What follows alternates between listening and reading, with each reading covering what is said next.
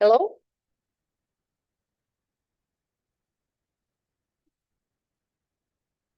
Good afternoon. Can we start? Dobar dan. Možemo da počnemo.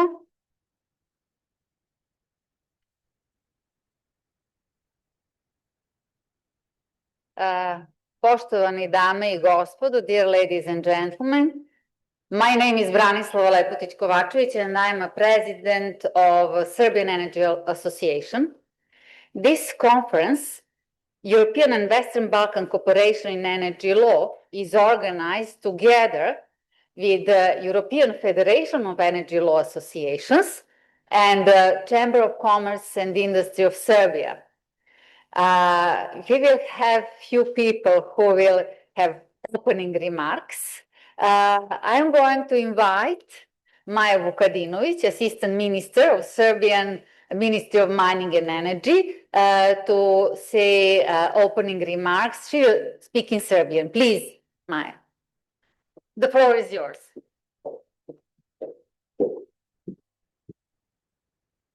Hvala. Dobar dan pre svega svima. Da se zahvalim organizatoru na ovom pozivu, da u ime Ministarstva rudarstva i energetike otvorim ovu konferenciju koja je posvećena temi koja se odnosi na pravo u oblasti energetike. Ova tema je veoma važna pre svega sa aspekta toga gde se sada nalazimo i u kom pravcu planiramo da idemo. Podsjetit ću da je naravno Evropska unija prepoznata kao lider kada govorimo o regulativi u oblasti održive energetike, zatim zelene tranzicije, dekarbonizacije kao i zaštite životne sredine. Međutim, ono što nam je svima poznato jeste da propisi koji se donose na nivou Evropske unije se menjaju i usklađuju na svakih otprilike 10 godina, što je ponekad izazov za našu zemlju da tome pristupimo na adekvatan način, zapravo da pratimo tempo tih promena. Međutim, naša zemlja je potpisivanjem sporazuma o stabilizaciji i pridruživanju kao i potpisivanjem ugovora sa energetskom zajednicom preuzela obavezu da regulativu u oblasti energetike uskladi sa regulativom na nivou Evropske unije. U tom smislu reformska agenda koju smo takođe potpisali od nas stalno zahteva da brže transponujemo regulativu i da jače implementiramo postojeće propise, što je s jedne strane izazov, s druge strane upravo šansa da na taj način trasiramo put razvoja energetike u nekim narednim koracima. Ono što naš cilj svakako jeste, to je dekarbonizacija energetskog sektora, naravno u meri u kojoj je to moguće i ostvarivo, takođe jačanje i konkurentnost privrede, obezbeđivanje energetske bezbednosti kao i novi izvori energije. Mi smo kao ministarstvo u poslednje 2 godine doneli 4 važna zakona. To su pre svega zakon o izmenama i dopunama zakona o energetici, zatim zakon o nafti, zakon o gasu, zakon o obaveznim rezervama, niz podzakonskih propisa kao i strateška dokumenta kao što su integrisani nacionalni energetski i klimatski plan, zatim strategija razvoja energetike kao i akcioni plan za pravednu tranziciju. Za ostvarenje nekih naših planova i ciljeva planirali smo investicioni okvir u iznosu od oko 14,4 milijarde evra kako bismo sve ove investicije i realizovali. Što se tiče energetske efikasnosti, a to je oblast iz koje ja dolazim, čeka nas usklađivanje, to jest sa novom direktivom Evropske unije o energetskoj efikasnosti iz 2023. godine. Ja moram da podsjetim da je zakon koji je na snazi iz 2021. godine najvećim delom već usklađen sa direktivom iz 2012. godine. Takođe, kontinuirano donosimo podzakonska akta, pre svega tehničke propise koji se odnose na oblast ekodizajna, koji utiču na proizvode koji utiču zapravo na potrošnju energije. Pored toga, sprovodimo niz projekata. Ono što je zajednička karakteristika svih tih projekata nije samo ulaganje u infrastrukturu, već i usvajanje nekih novih modela upravljanja i finansiranja i upravo kroz našu saradnju sa Evropskom unijom i sa međunarodnim finansijskim institucijama imamo priliku da primenimo najnovije tehnička rješenja, njihove prakse, iskustva, kao i te nove modele finansiranja i modele upravljanja. I na taj način, takođe kroz praktičnu realizaciju projekata, mi možemo da usklađujemo našu politiku i praksu. Za kraj bih rekla da su pred nama veliki izazovi, dakle od dekarbonizacije i digitalizacije do jačanja interkonekcije i razvoja novih izvora energije i nadam se i verujem da će ova konferencija negde razjasniti izazove koji su pred nama i dati neka konkretna rešenja i predloge, tako da vam želim uspešnu konferenciju i kvalitetnu diskusiju. Hvala na pažnji.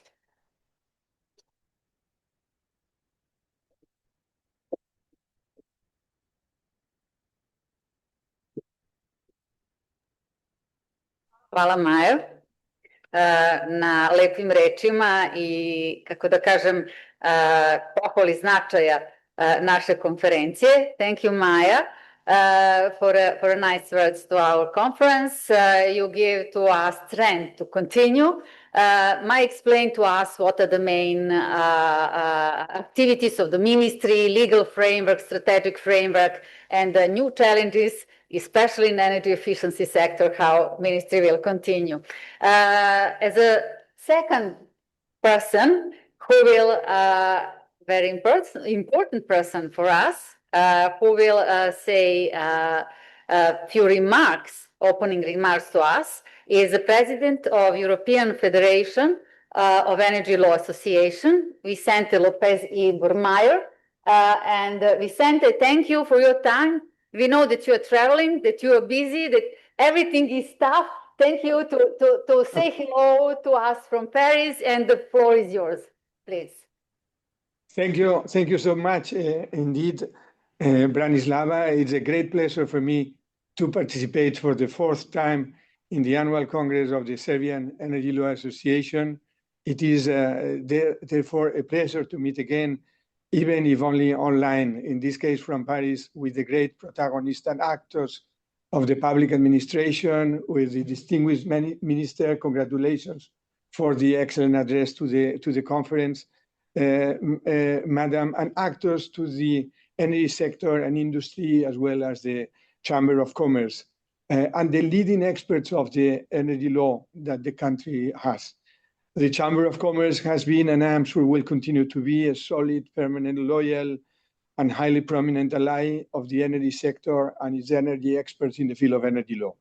I would like, of course, to highlight the formidable work that UPES and the president of UPES, Branislava Lepotiv, carries out at the head of the National Association, and her outstanding cooperation with the FELA and the work that we are doing throughout Europe.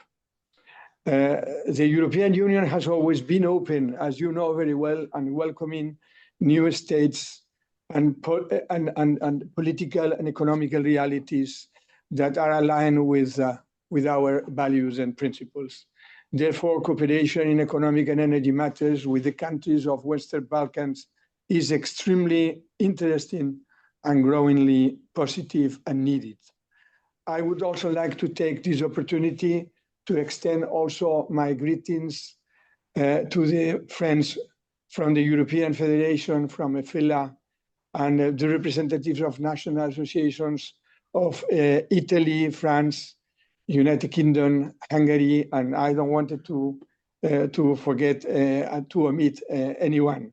I would also like to acknowledge the presence that I feel particularly proud of here, of our Secretary General, Marinella Di Focatis. This is a strong representation of EFELA in a country, in Belgrade, with a country with a great tradition in energy and science, where the legacy of many distinguished individuals continues to resonate, people who have made remarkable contributions to the energy sector and to the better understanding and interpretation of the energy law. The world is no less geopolitically uncertain than it was last year, when we were already expressing concern. The principles of the international order are dangerously approaching spaces of denial or crisis, threatening the stability and progress of the economies and development. Freedom of navigation, for example, the basis of the law of sea and clause, is being called into question, as is the sovereignty of borders, putting at risk peace, trade, legitimate and fruitful exchange, the fluidity of transport, and the enriched values of exchanges. Access to energy resources is often at the center of this conflict, and law must be the instrument to resolve and to facilitate them peacefully and smartly. From the perspective of the European Union law, which has profoundly shaped and continued to shape the development of modern energy law, there are numerous issues of paramount importance. This international conference in Belgrade brings together several of these key topics, each of them highly relevant: security of energy supply, nuclear law, I would say even new nuclear law or new redefinition of nuclear law, and fiscal, taxes and climate-related border adjustment mechanisms, the design and functioning of energy market, emissions regulation, the role of energy communities, the fundamental principles of energy law, and the indispensable contribution of national associations and the European Federation in promoting, disseminating, interpreting, and fostering international dialogue on this vital field of 21st century law. With regard to security, I would emphasize that this is an indispensable requirement in the energy sector. Yet, energy security must be understood in this broader sense. It concerns both supply and demand. Without a proper balance between the two, there can be neither a reliable nor a secure energy system. Nuclear energy deserves particular attention. Indeed, our forthcoming annual Congress will be devoted on September significantly to this subject. The nuclear industry will play a decisive role in the future of the European Union, strengthening its competitiveness while contributing to clean energy production and the achievement of low emissions objectives. The carbon border adjustment mechanisms, together with its effective understanding, implementation, and evaluation, represents another issue of considerable importance. Likewise, energy communities embody the transparent and digital ecosystem of decentralized energy markets and innovative energy services, digital services. Above all, international cooperation remains essential. Building the future is a collective endeavor. And as the saying goes, to cross a river, one always needs a strong and reliable bridge. I would therefore like to express my sincere gratitude to the European associations for their commitment and leadership, and in particular to the Serbian Energy Law Association and their distinguished experts. I do not wish to overstate the extent to which the digital world is already influencing and will continue to influence at an accelerating pace the reality of the energy sector, its technologies, its markets, and the ways in which consumers interact with energy solution suppliers and operators will be very much impacted by this new reality. Numerous opportunities will emerge rapidly, but so we have to take into account also very seriously some risks. All of this calls for greater transparency, higher levels of professionalism, a stronger competitiveness, and a significant effort of adaptation and oversight by both operators and consumers. The digital energy landscapes finds in the remarkable emergence of data center projects a major challenge in terms of investment, critical infrastructure, and technical development. However, the energy transition does not end with the creation and deployment of data centers. While these infrastructures are essential, new solutions and ecosystems will develop around and alongside them, generating a profound impact on the energy industry. This evolution demands a continuous commitment to resilience, adaptability, and innovation from both energy operators, regulators, and consumers. Finally, I would like to express my warmest congratulations to all of you, to the organizers, to all the persons that have contributed to this reality, to all the the persons who have designed carefully and with a very good profile this distinguished academic program, and to all the participants. I wish you every success and a conference marked by excellence, fruitful exchanges, intellectual enrichment, and a stimulating debate. Distinguished authorities, ladies and gentlemen, thank you very much.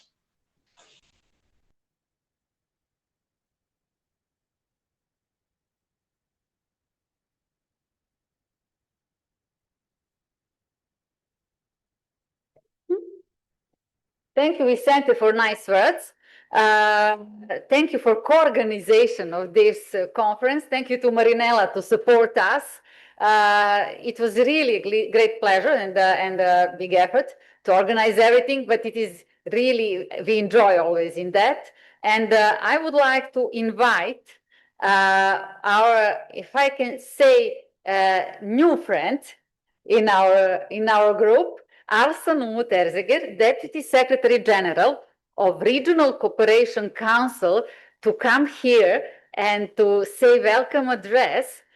Please, Arslan, we cooperate with Regional Cooperation Council. Also, Vicente mentioned some amazingly important things that Regional Cooperation Council make a lot of effort to somehow upgrade it. And please, Umut, the floor is yours.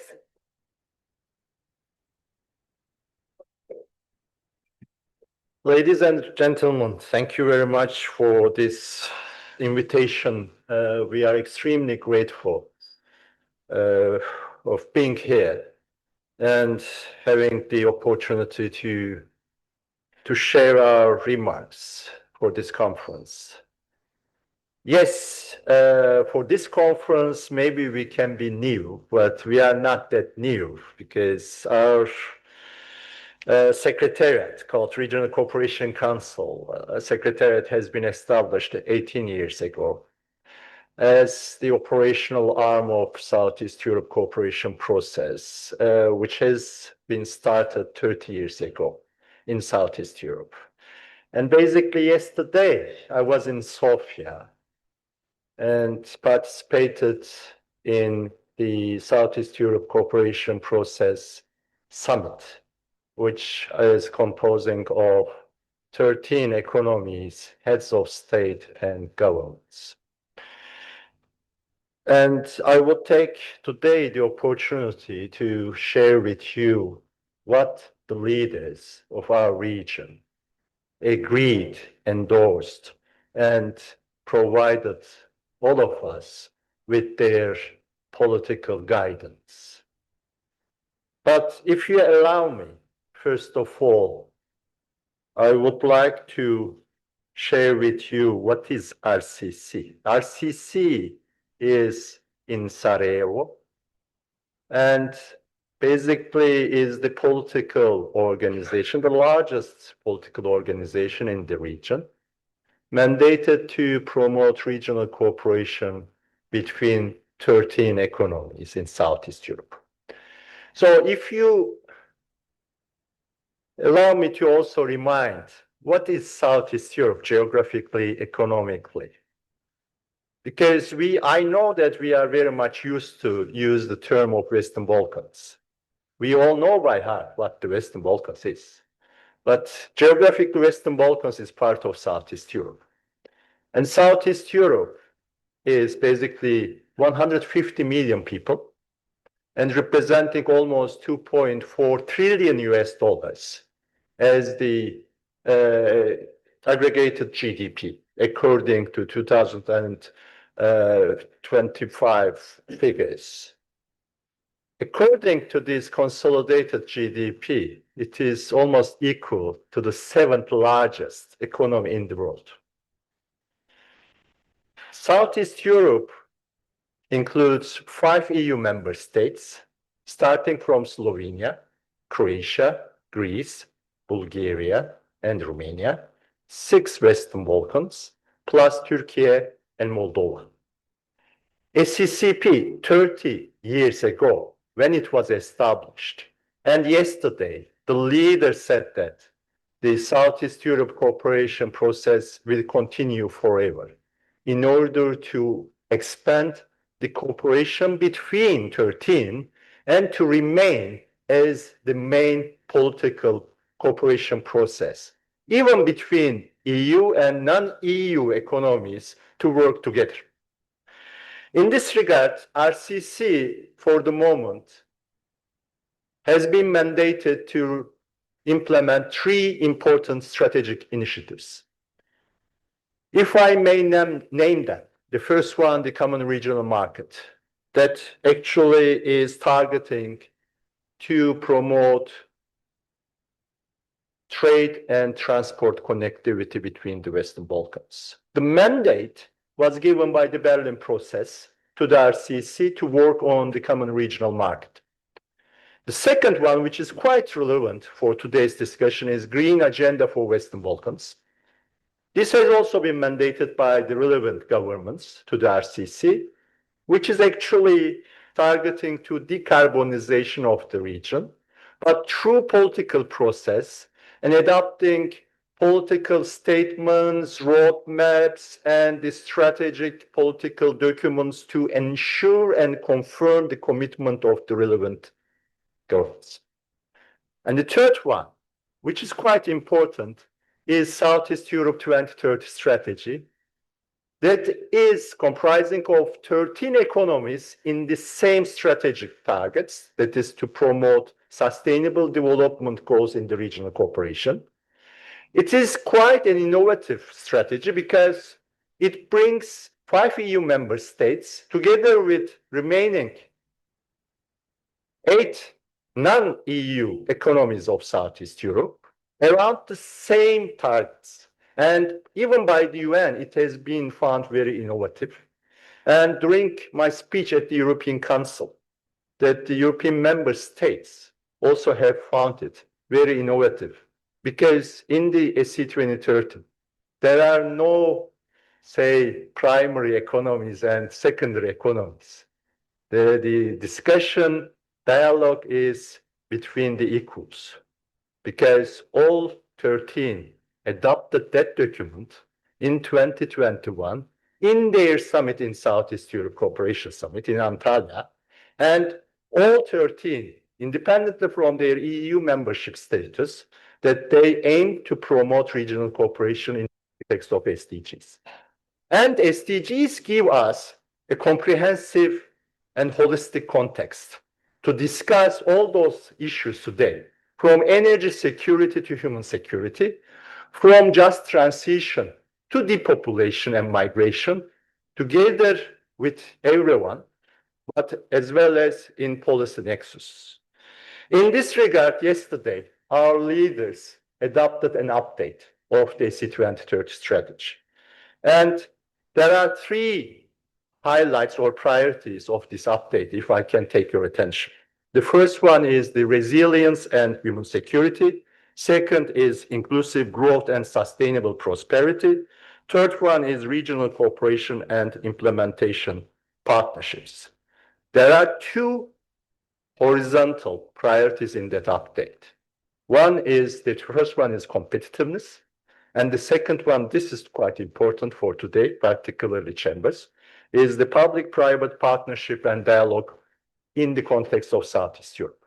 That update also created a Southeast Europe network of chambers, which we are planning to organize a big network in the upcoming year to discuss strategic issues like energy security, energy connectivity, or even inter-regional connectivity, together with the private sector representatives and policymakers, even with the current or the next year chairmanship, basically Romania, and then the results even can be reported to the Leaders Summit.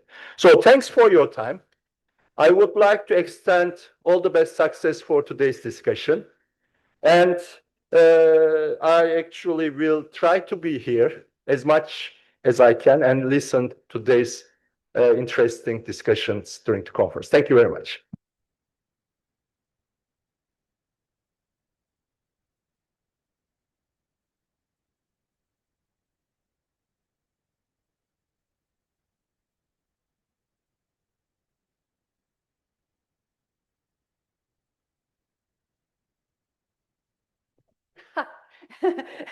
Thank you, Umut. It was a great pleasure to hear from first hand what was happened yesterday in Sofia and to give us directly all these important messages about cooperation in these important things. I would like to invite our co-organizer also and our great friend who helps us all the time from our establishment, the Serbian Chamber of Commerce and Industry, and Mihajlo Vesović, Vice President of Serbian Chamber of Commerce and Industry, to say first. Hi. Thank you, Ansel. Hi, everyone. Assistant Minister, Deputy General Secretary. First of all, foreign guests who are present here, I must say that today's day is the energy day, at least in my professional life. I mean, since this morning we've been talking about, and I would say that because the topic is a legal framework of the energy law and alignment in the region, Southeast Europe, and then European Union. I think that everything that will happen and is happening in the energy sector of Serbia is derived from the relation of our ambition of becoming a European Union, and then European Union being our main export, import market, investment market, and then again, current economy does not exist with the energy economy aligned with the modern practices that are practiced mostly in the European Union and then transferred into the Euro acquis. And I think that this is where the limitations for future growth, the Serbian economy lies, and overall the Western Balkan economy. And our future inside of the European Union somehow will be derived out of the energy policies that we do and our energy transformation. If we stay locked into the carbon intensive energy sector, we are not going to become the European Union. We are not going to have the European Union as our first main trade partner because we will be too expensive. We'll be punished for that, and you cannot finance the transformation of the energy sector because it's a huge amount of money for the long period of time. There is no one government, two government, three. It's a 15 years of time. It needs a whole cycle of investment. It needs a trust. It needs a political trust. It needs financial investment trust in order to go through this procedure. So that is why it's interconnected, and it's very important to speak about the legal consequences of joining the EU and what we need to do before joining EU.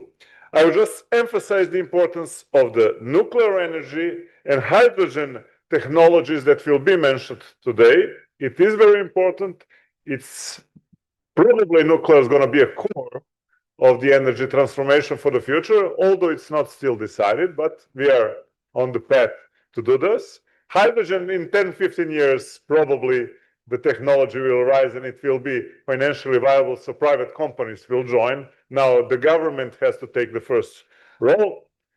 You're going to mention the CBAM as realistic thing that is happening currently and how to kind of not fight it, but avoid it for the future and help our companies to overcome this kind of obstacle. So thank you very much. I hope we're going to have a great conference and then send the messages after the conference to the government, especially Ministry of Energy, and of course to the Chamber of Commerce, and we'll be trying to lobby in front of the business community in the name of business community. Thanks.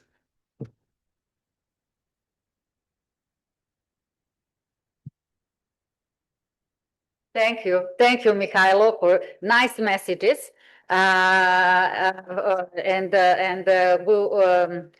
more strength for our work today, and give us the task to formulate messages. And yes, we are going to do this. And now I would like to invite Marko Stjepanović, Secretary of Elektroprivreda Serbia, the main company, energy company in Serbia. There are a lot of difficulties for Elektroprivreda Serbia, but Elektroprivreda Serbia is still supporting us, supporting our work, supporting future, and I would like to give the floor to Marko. Marko, the floor is yours.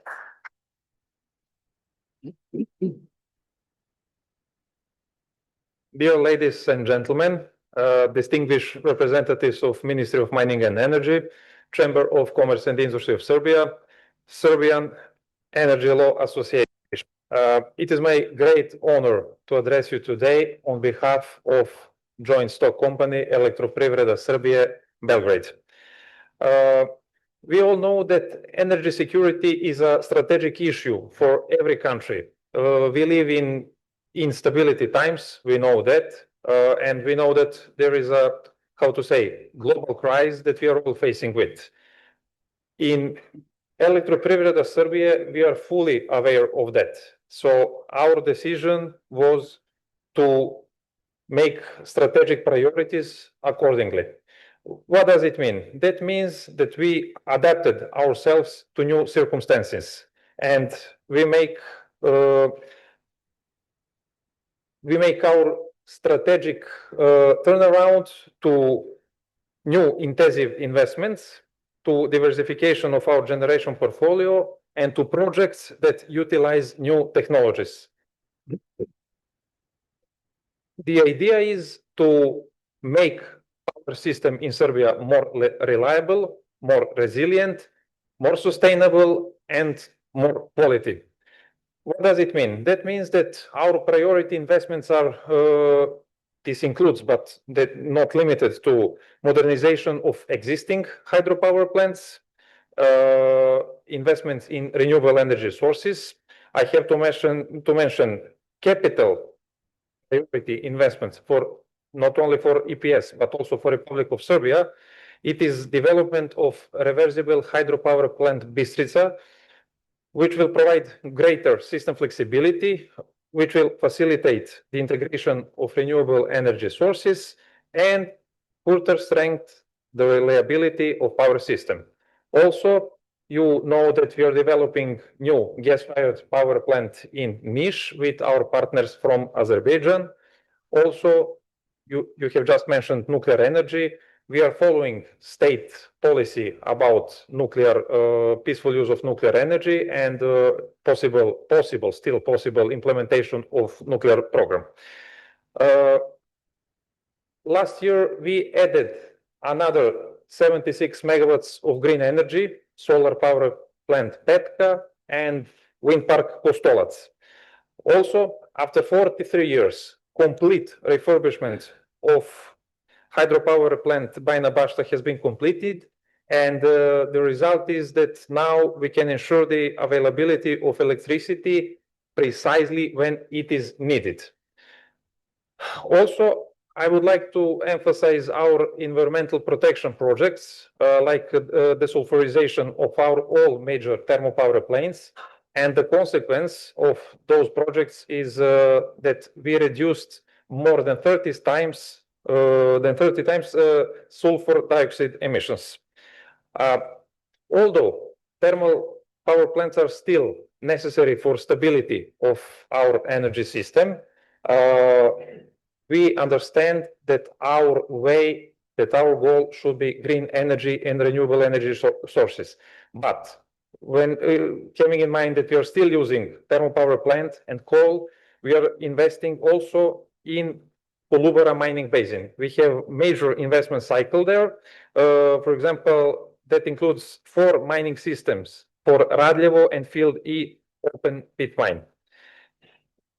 Why did I mention all those projects? Not because I want here to speak about EPS and our projects. The idea is to explain that lawyers had a great, I cannot say vital, but very, very big role in all these projects. And it is like that over decades, and it will be in the future. When it comes to nuclear energy, for example, we are fully aware that we do not have yet comprehensive legal and regulatory framework for peaceful use of nuclear energy for electricity production.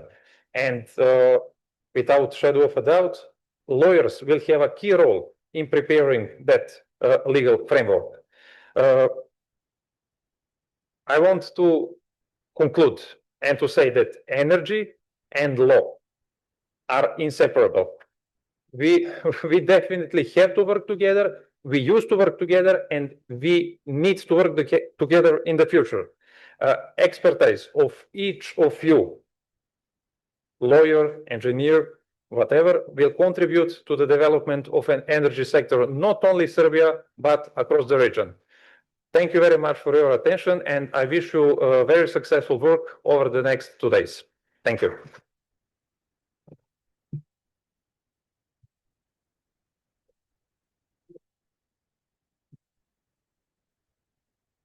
Thank you, Marco.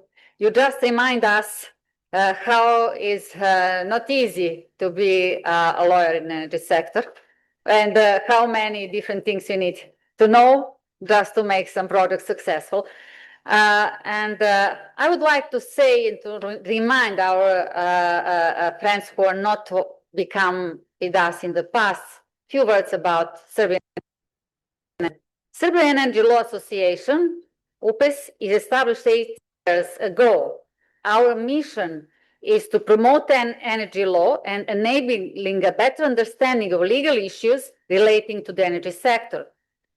Connect experts in the field of energy, like lawyers, engineers, economists.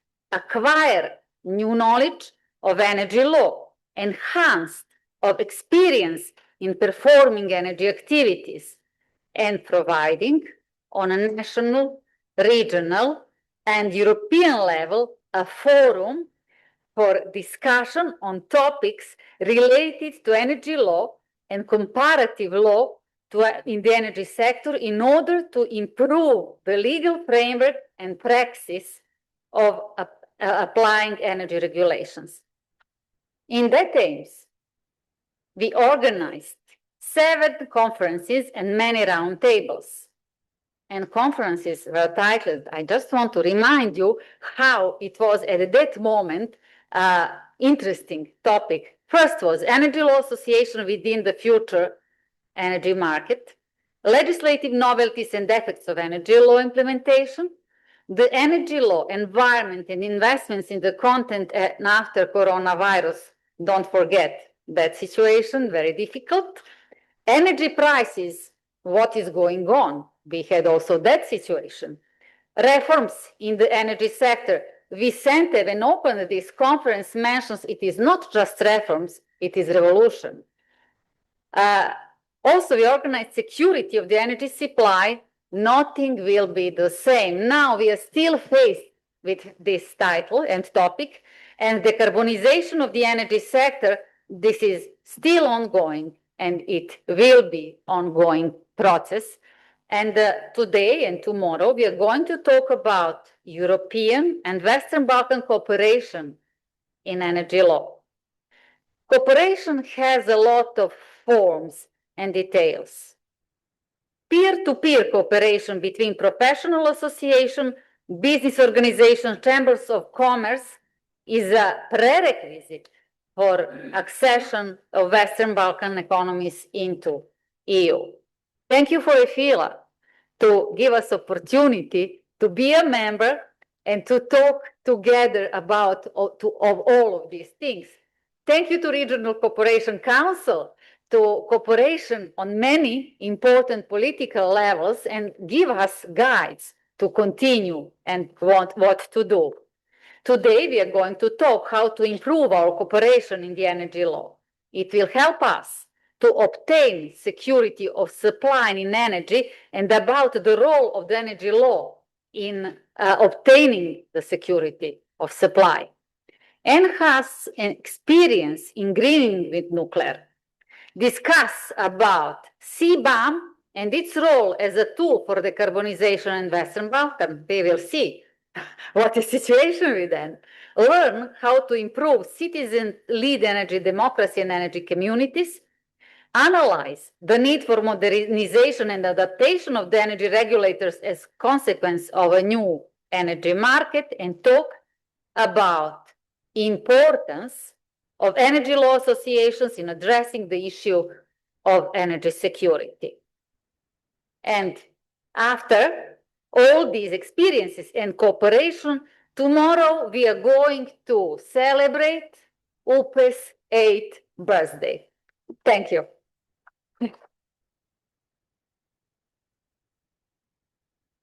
And now let's work. We can start. Okay, I will switch from this to this. We can start with our first panel. Our first panel is energy law as an instrument to modulate energy mix and security of supply. I would like to invite to come here John Roberts, please. Alexander Kovacevic, please. Ljiljana Medic, please. Graham Cook, please. And Robert Sushi.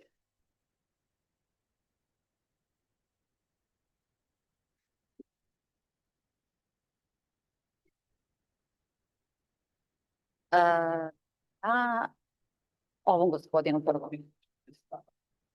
Ne znam. Okay.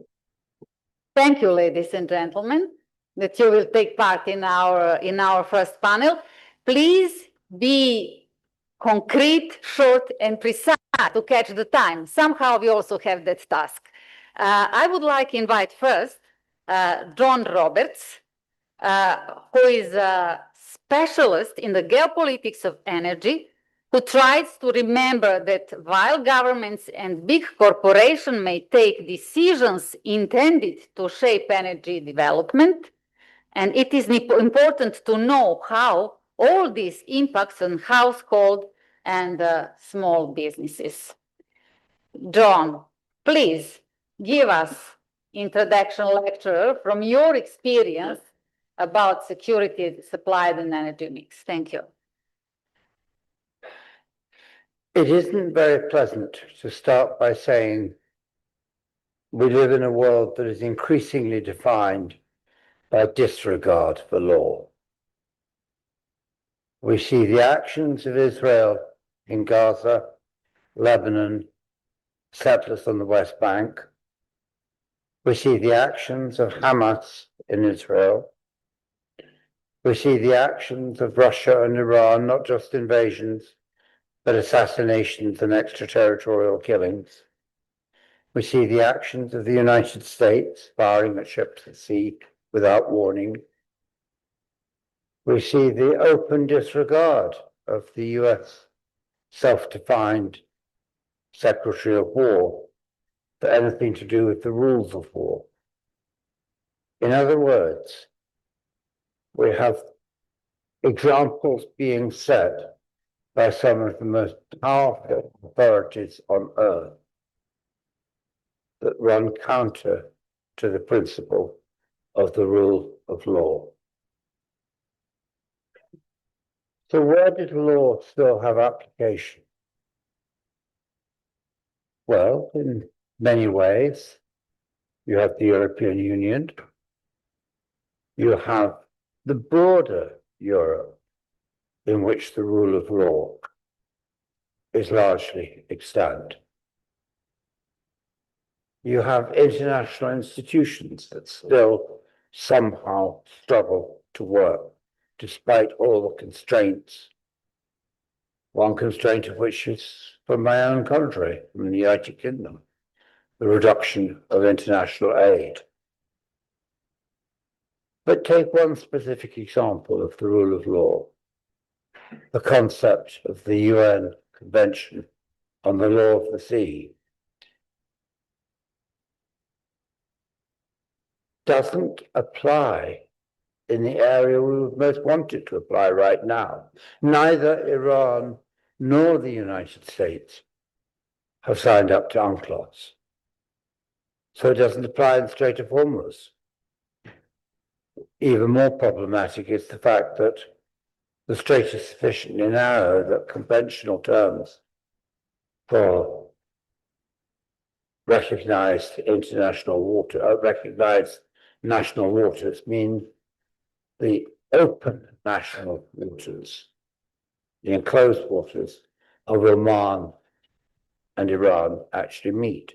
There is no international channel other than customary usage. Closer to home, Turkey doesn't recognize UNCLOS, with result that it has some very, very peculiar concepts concerning how maritime territories might be divided up in the Eastern Mediterranean, to the extent that it believes it has a common maritime boundary with Libya. That's fine until you realize that in order to achieve that, you have to argue that the island of Crete effectively doesn't exist. But we also have another problem. We have physical wars. They may not be the endless wars that President Trump promised we would not have, but there are wars that have endless consequences. In the Ukraine, we live with the consequence of Russia's decision not to export gas by pipeline to the rest of Europe. And what's the result of that? We are forced to adapt, and adapt very largely we have, even though it has meant the destruction of industry in large areas. And then you have Hormuz. 1/3 of China's oil and gas comes from within the strait. What is that going to do for changed international relations if the United States and Iran fail to reach agreement? But perhaps the biggest thing is to try to look at it from the perspective of the energy trilemma, the question of how you balance security of supply, sustainability, the issue of global climate change, and affordability. And here is where I'm most worried. In a sense, I think we can get over the security of supply issue. We will be forced to adapt faster than we would like to the use of both renewables and, to a certain much more modest extent, to previously regarded marginal supplies of fossil fuel. Discoveries like those in the Black Sea assume a much greater importance, even though in relative terms they might be described as modest rather than great. But sustainability, that is helped, because if you accelerate the transition to renewables, you improve the atmosphere. And remember, we've just had in succession 2 of the hottest years on record. I quote the figure, more than 150 billion a year in insurance payments. Climate-related damage may be potentially running closer towards the 300 billion a year mark. Astonishing figure for the damage that mankind is doing to the planet through global warming. But it's affordability that worries me. Everybody in this room can afford to pay more for their diesel or their gasoline. Not like it, hate it, protest, complain, but we can afford it. That is not true in much of the world. And more to the point, even if we can afford it, we will protest against it. You will get social unrest. The United States, where even today we would regard gasoline as being dirt cheap,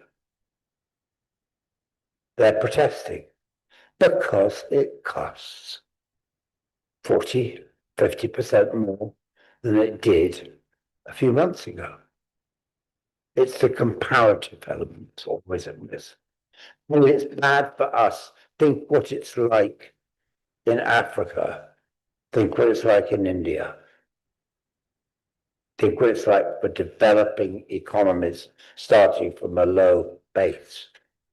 Much, much worse. And the final point, affordability, doesn't relate specifically to energy, relates to fertilizers. And to the point that half the world's fertilizer, half the world's sulfur for fertilizer comes from within the Gulf. Since fertilizer prices in Africa are up 50%, up 30%, sorry, apologies. And when you get that, what you get? Food poverty. And when you get food poverty, what do you get? Migration, pressure. And where do the migrants want to go? To the rich world. We may not think of ourselves as being the rich world, but that's what we still are, by comparison. And it's the comparison that's important. So we have that is increasingly lawless, and we have to start thinking, what is the purpose of law? Is it simply a set of rules to preserve peace? Or is it to promote elements in which we believe justice, fairness, and democracy? Thank you.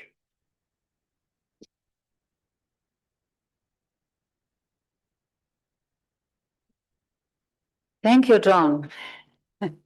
You just gave us a very, very important message in the form of a question.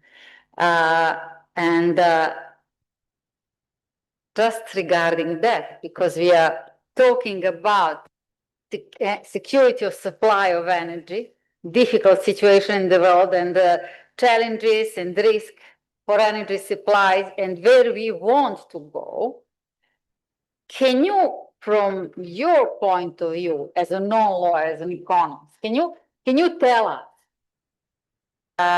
what is for you the role of law there? And as we are looking EU legal framework, there are a lot of number of legislation. It is growing somehow, and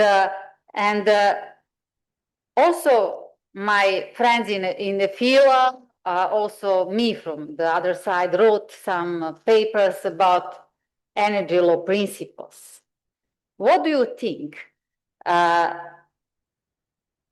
Is it better to have a legal framework with a big number of legal documents, or to regulate energy law by principles? It is slightly philosophical questions, but I think that you will answer this to us. I'll try to give a quick answer. First thing I can think of is that you cannot have realistic energy markets without a legal framework, without laws. We can't have the situation in which simply two parties meet and hand over shells, bits of metal, and exchange goods. You need complex frameworks that have a dimension in time, location, volumes, quantities that are adjusted for qualities. It is incredibly complex. It needs both a regulatory framework, a set of rules, and some structure for ensuring that they're met. I'll make one point though. When you have contractual agreements, what happens when things go wrong? And this is a lesson I learned from studying trade with Japan. If you seek to change your agreement with the Japanese, to reopen closed negotiations, you run up against a brick wall. They will not change an agreement that they have signed. But if you go to them and say, look, we are having a problem. What we thought would be delivered through this agreement, because of international prices, some external development, we're finding it increasingly difficult to keep our side of the bargain. Can you help us work out what we should do in these circumstances? And they will respond positively. They'll find ways to be flexible because they are basing it on something that is absolutely crucial in negotiation. Trust. If they trust you and you trust them, solutions to the most complex issues can be resolved. Not necessarily easily, but they can be. And I think the whole point is that we sometimes get too hung up on trying to follow the letter rather than the principle of the law. I'm not saying we should change the lettering all the time, but I do think we have to remember what is the principle that we're looking to follow. Thank you. Thank you for answering my question. And to catch the time, it was really interesting to talk, and we can continue to talk about this topic, but somehow we need to continue. I would like to invite Aleksandar Kovačević, energy economist from Serbia. Aleksandar is author of the only energy policy review for the Western Balkans with International Energy Agency. Aleksandar will tell us about geopolitics, risks, and economists' energy law in the new reality. Please, Aleksandar, the floor is yours. Thank you. Please catch the time. Sure. Not an easy topic, actually. And I tried to give a more comprehensive answer from what energy theory and what economic theory can give us. Two issues. One issue is transaction cost. But that transaction cost, as Mario Draghi said in his report to European Union, transaction costs are simply too high. But transaction costs in Europe are not happening just on the open field. It happens in a fragmented market. Look at this fragmentation map, which I tried to put together. So you have, on one side, you have Black Sea and Central Asia commodity market, big market. The biggest in the world for cereals, the biggest in the world for fertilizers, very big in oil and oil products and natural gas, etc. On the other side, you have Central European commodity market and practically no contact between these two. Danube doesn't deliver. It's too expensive. There are no ships. Danube Convention doesn't deliver and doesn't facilitate construction of the fleet. Between Western Balkan electricity market and European electricity market, there is a CBAM, there's a custom duty. But not only that, we see that on one side there are countries with access to modernization fund, big grant money, and on the other side you have countries which are not. So it's not only about CBAM. We have seen yesterday discussion in our parliament about CBAM and eventual impact, etc. We are not yet there to discuss what is the impact of modernization fund and competition, etc., etc. There is a problem between Mediterranean and Central Europe. A big market in Mediterranean, one of the biggest in the world when it comes to intermodal transportation, containers, etc. And very little impact to Central Europe because ports, railways are not delivering. LNG transfer through Bosphorus, another little obstacle. There is a physical reason for that. What is going to happen with the construction of new channel? And if this new channel delivers LNG between Mediterranean and Black Sea, the world may be completely different after that. And finally, something which we are very familiar here, a Belgrade intermodal transport hub and its functionalities, it doesn't deliver. The transit between different modes of transport here in Belgrade, one of the most critical transportation hubs in Europe, simply doesn't work. It's not in plans, in urban planning, it's simply not there. And we have a soft budget constraint which support policy priorities in Western Europe. Sorry. So what happened? Here is a little illustration of this. Look at year 2022. There was a beginning of war in Ukraine, and suddenly the gas prices went dramatically up. Look at this dramatic increase in prices. How that's possible? How that is possible in a normal commodity traded market with a regular liquidity? It was only possible with additional liquidity, where somebody out of the market put money into this market for a policy from the policy objective to actually increase the filling the stocks and underground storages of gas. Consequence of that, on the other side, an enormously dramatic increase in electricity prices. Serbia, unfortunately, had the situation of a big technical failure in December 2021, and basically been actively importing electricity during this period. 2 billion euros. Because price has been enormously high. Enormously high because of liquidity intervention. There is a consequence on wheat and cereals and consequence of industrial electricity demand, which didn't recover yet today. So dramatic impact. So what we are talking this about? What is actually demand for the rule of law? And if you have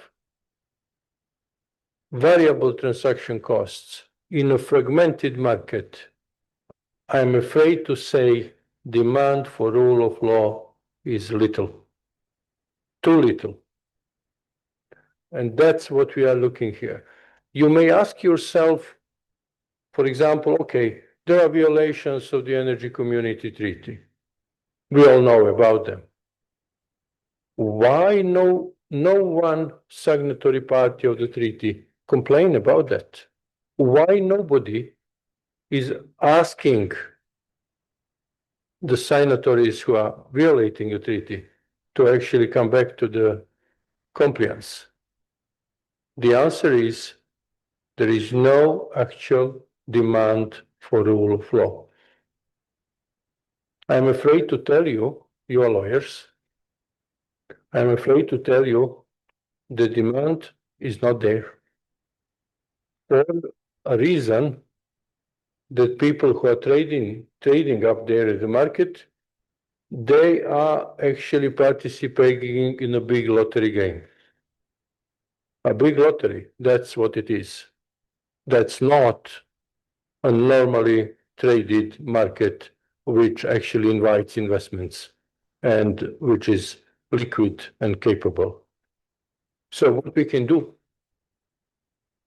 I think that answer is on the other side. Of subsidies and political interventions and sub-budget constraint, it's always there.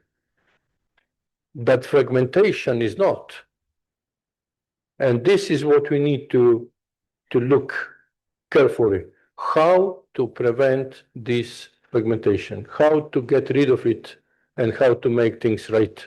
So to open the market, to make it less fragmented, and to make it more integrated. So an obstructed access to public infrastructure, to railways, to water, to Danube River, etc. To promote the property rights and to promote reduction in transaction costs. Of course, distinguishing between club goods and the public goods.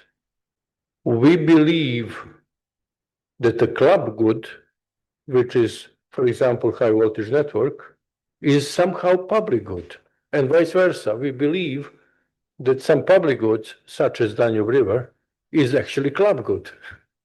We made things totally messed up. Sorry to say that. Thank you. Thank you. Thank you, Alexander, to warn us to think twice about some issues. Yes, you warn us, and you talk about new reality of the energy law. And when we are thinking about, there is a significant difference between subsidies and deregulations. These are the issues that we have faced a lot in the energy law. When I started to practice energy law, I thought that is a commercial part of the commercial law. Somehow during the years, it becomes more to administrative law with a lot of model of different contracts, a lot of regulations. Somehow things are changing. And can you elaborate to us from your side, what is this difference? Why we have this situation with us from one side subsidies, and we say that we want deregulation? Well, deregulation only works if the market is not as fragmented as it is. That's a problem. So you may have a nominal deregulation, but in reality you have a physical barrier to trade. So the deregulation becomes an empty word, very much, to one dimension. And of course, when subsidy gets to that landfill, to that environment, the outcome is absolutely unexpected. We heard recently people who are calling CBAM consequences unintended. I'm sorry, what means unintended? Everybody knew that these consequences are going to come. We've been writing letters, we've been writing articles, various people have been writing reports. What is unintended there? So yes, it is unintended because you don't see the physical reality on the ground. So that's a problem.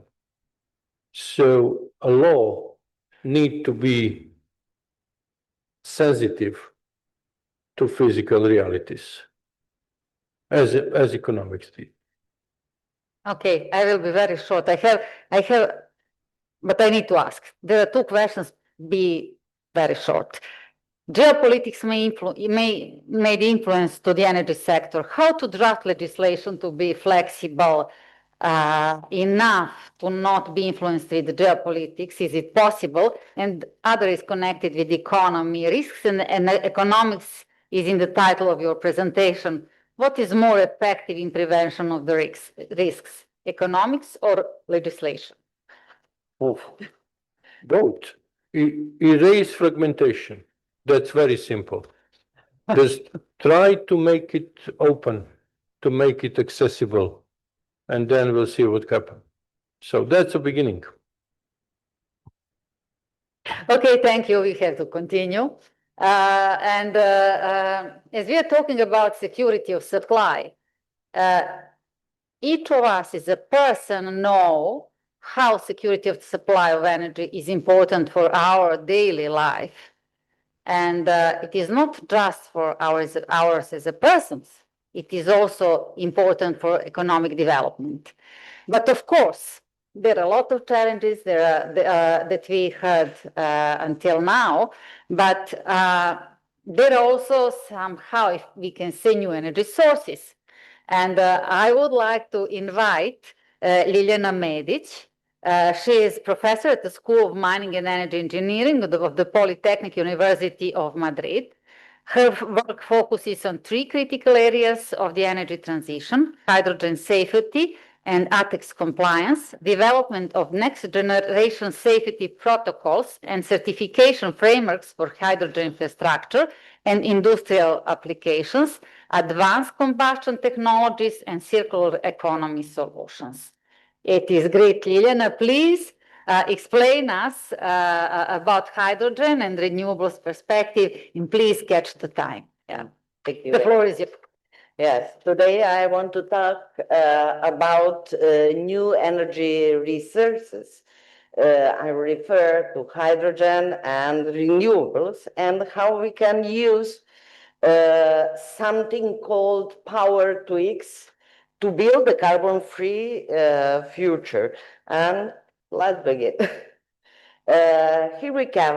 Normally, I started with data, statistical data about CO2 equivalent emissions. And we can show some European data.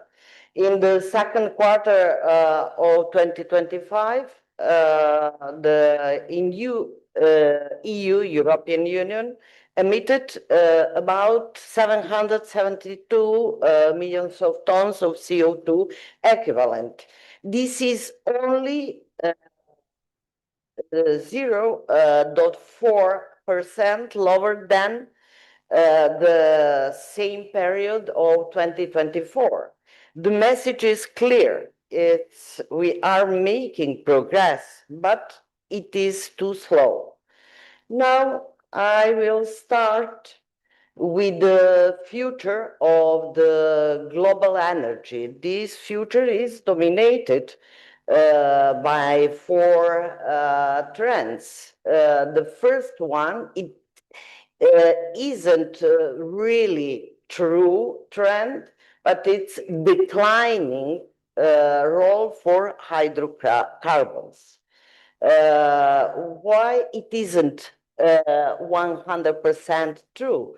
Because we can check through different international reports that from beginning with the Russia-Ukraine crisis and with the last war with Iran, we saw that the use of fossil hydrocarbons growth about 1% per year. It's one of these. I hope that in the future we will see declining role for hydrocarbons. The second is growing electrification.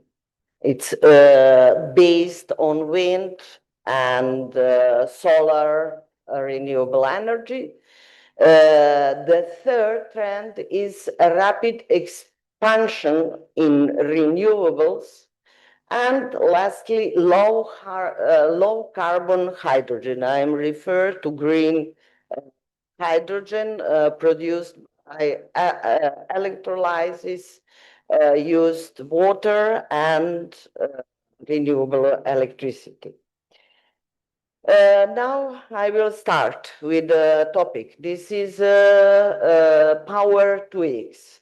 Here you can check the definition. It's some people called power to X, power to fuel, electrofuels. It's so many different terminologies, but same. It's the same. It's conversion and storage of electrical energy into energy carriers, not only hydrogen. we can see the collective term for power to fuel, power to liquid to gas, and the new, very new terminologies are power to chemicals. It's this name cover the new feedstock that replacing fossil feedstock in plastic solvents and fertilizer. And the other is power to product. Power to product when renewable electricity is incorporated into everything processes from green steel to textile. Power to X, it isn't just about fuels, it's about materials that build our world. And what is power to X? It's simple. We take renewable electricity from wind or solar, and we used it to produce something else, hydrogen, ammonia, methanol, synthetic natural gas, or synthetic aviation fuels. And here I presented some products and strategic relevance about now ammonia, methanol, synthetic natural gas, and sustainable aviation fuel. Now these fuels are energy carrier of hydrogen. And we have some very important parameter, and the most important thing is technology readiness level, very, very high. It's a pre-commercial, commercial level for ammonia, methanol, synthetic natural gas, and so on. And I will start with hydrogen. Here we have some data about hydrogen production in Europe. By 2030, the necessity of European Union is about 20 millions of tons per year. But realistic projection in millions of tons per year, it's for domestic production, we can cover only 2.7 millions, maximum projected production, and we have a very huge gap in order to accomplish the targets of European Union. The gap is 7.3 millions. And from imports, it's other provision, other target, other 10 millions of tons per year. But we can, it's a realistic projection, cover only from 2 to 4.3 millions of tons. This is a very optimistic scenario, and we have other gap. And what is the problem? Where is the bottlenecks? It's the first one. It's only 70% of announced projects in Europe are likely to materialize by 2030. The cost barrier, of course, it's a hydrogen is 2 to 3 times more expensive. Infrastructure gaps. This is a very, very huge problem because hydrogen pipelines almost start to build it. Tariff problems and efficiency in production process. And demand. This is maybe the most important. Demand uncertainty.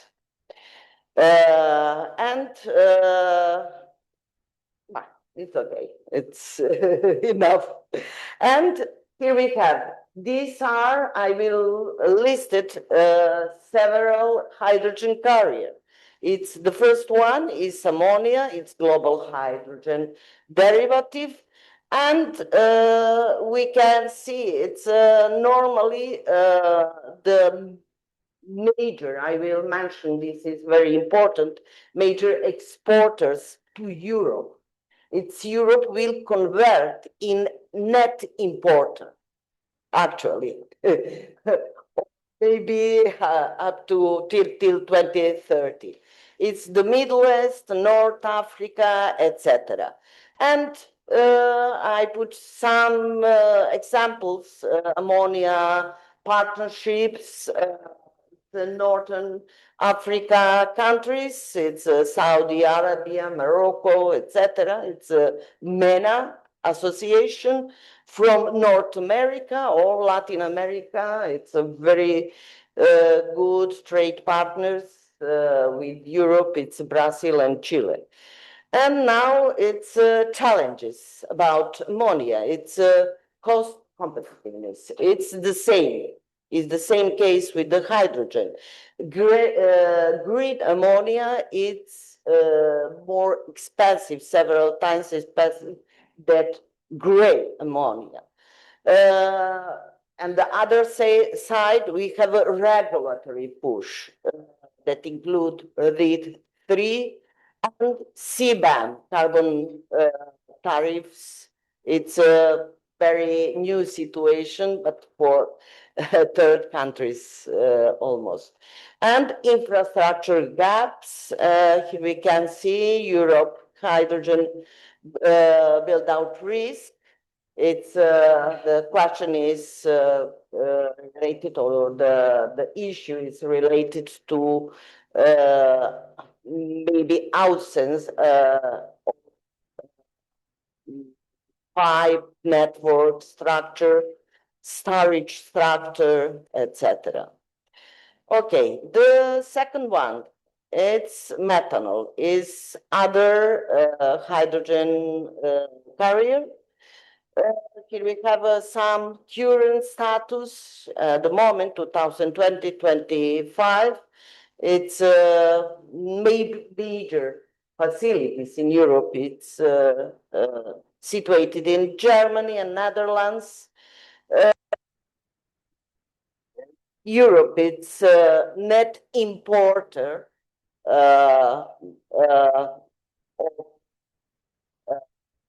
conventional gray methanol, but net exporter of green methanol.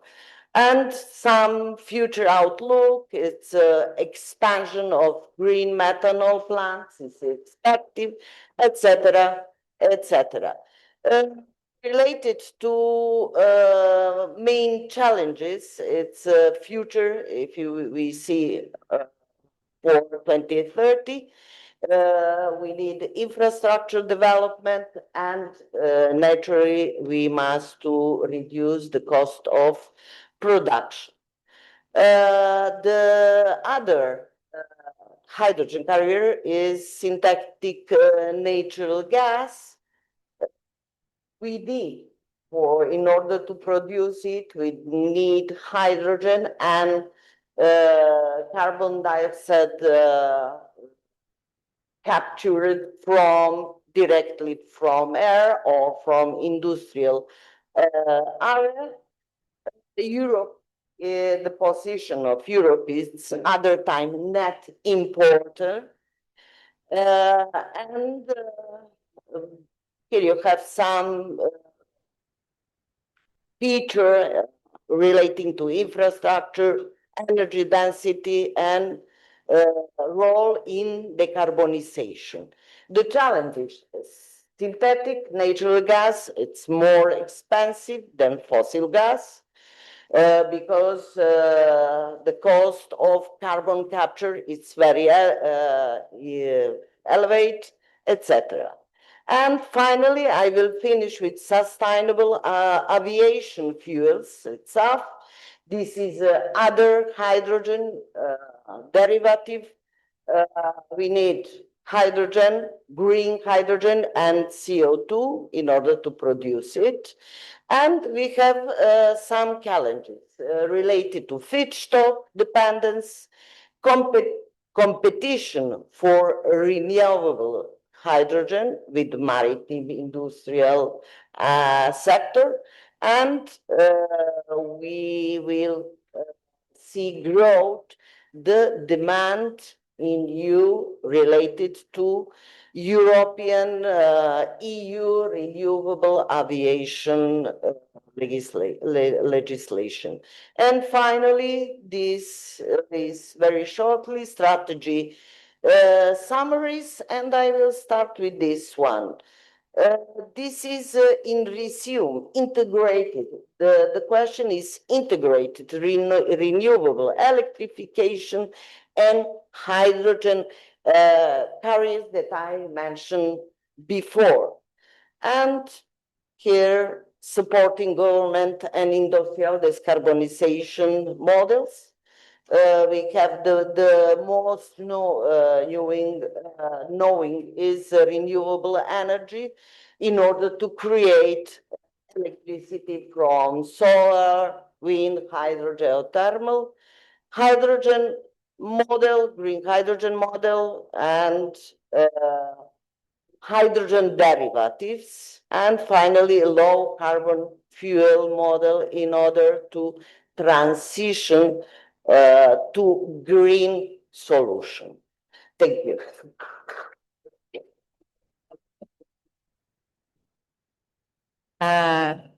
Thank you, Lilio, to explain us this comprehensive issue with hydrogen with a lot of technical details and with, if I can say, a huge legislative and strategic framework, and there are still a lot of uncertainty in place. And somehow there is a lot of conversation about hydrogen. Where is the reality? Please, in one sentence, where is the reality? About hydrogen. About hydrogen. When I think about hydrogen, I have in my head a very interesting sentence of some German engineer. He speaks energy transition, but energy addition. We will survive. This is it. I presented several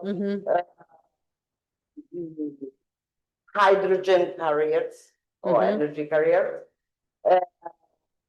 These carriers, it isn't substitution of fossil fuels. It's only new option to start to replace fossil fuels. Thank you for that explanation. And I would like just to mention something from your side. You are working in the science sector in Spain. There are hydrogen valleys and a lot of subsidies of hydrogen exploration. What are the most effective way for development of hydrogen? And what do you think? Which technology for hydrogen generation and use is the best and economically feasible? Very short. Yes, very short. It's in Spain, the politician, Spanish politician and energy specialist, they development very effective strategy rest on the 3 pillars. The cluster integration. We have something called some so-called hydrogen valleys.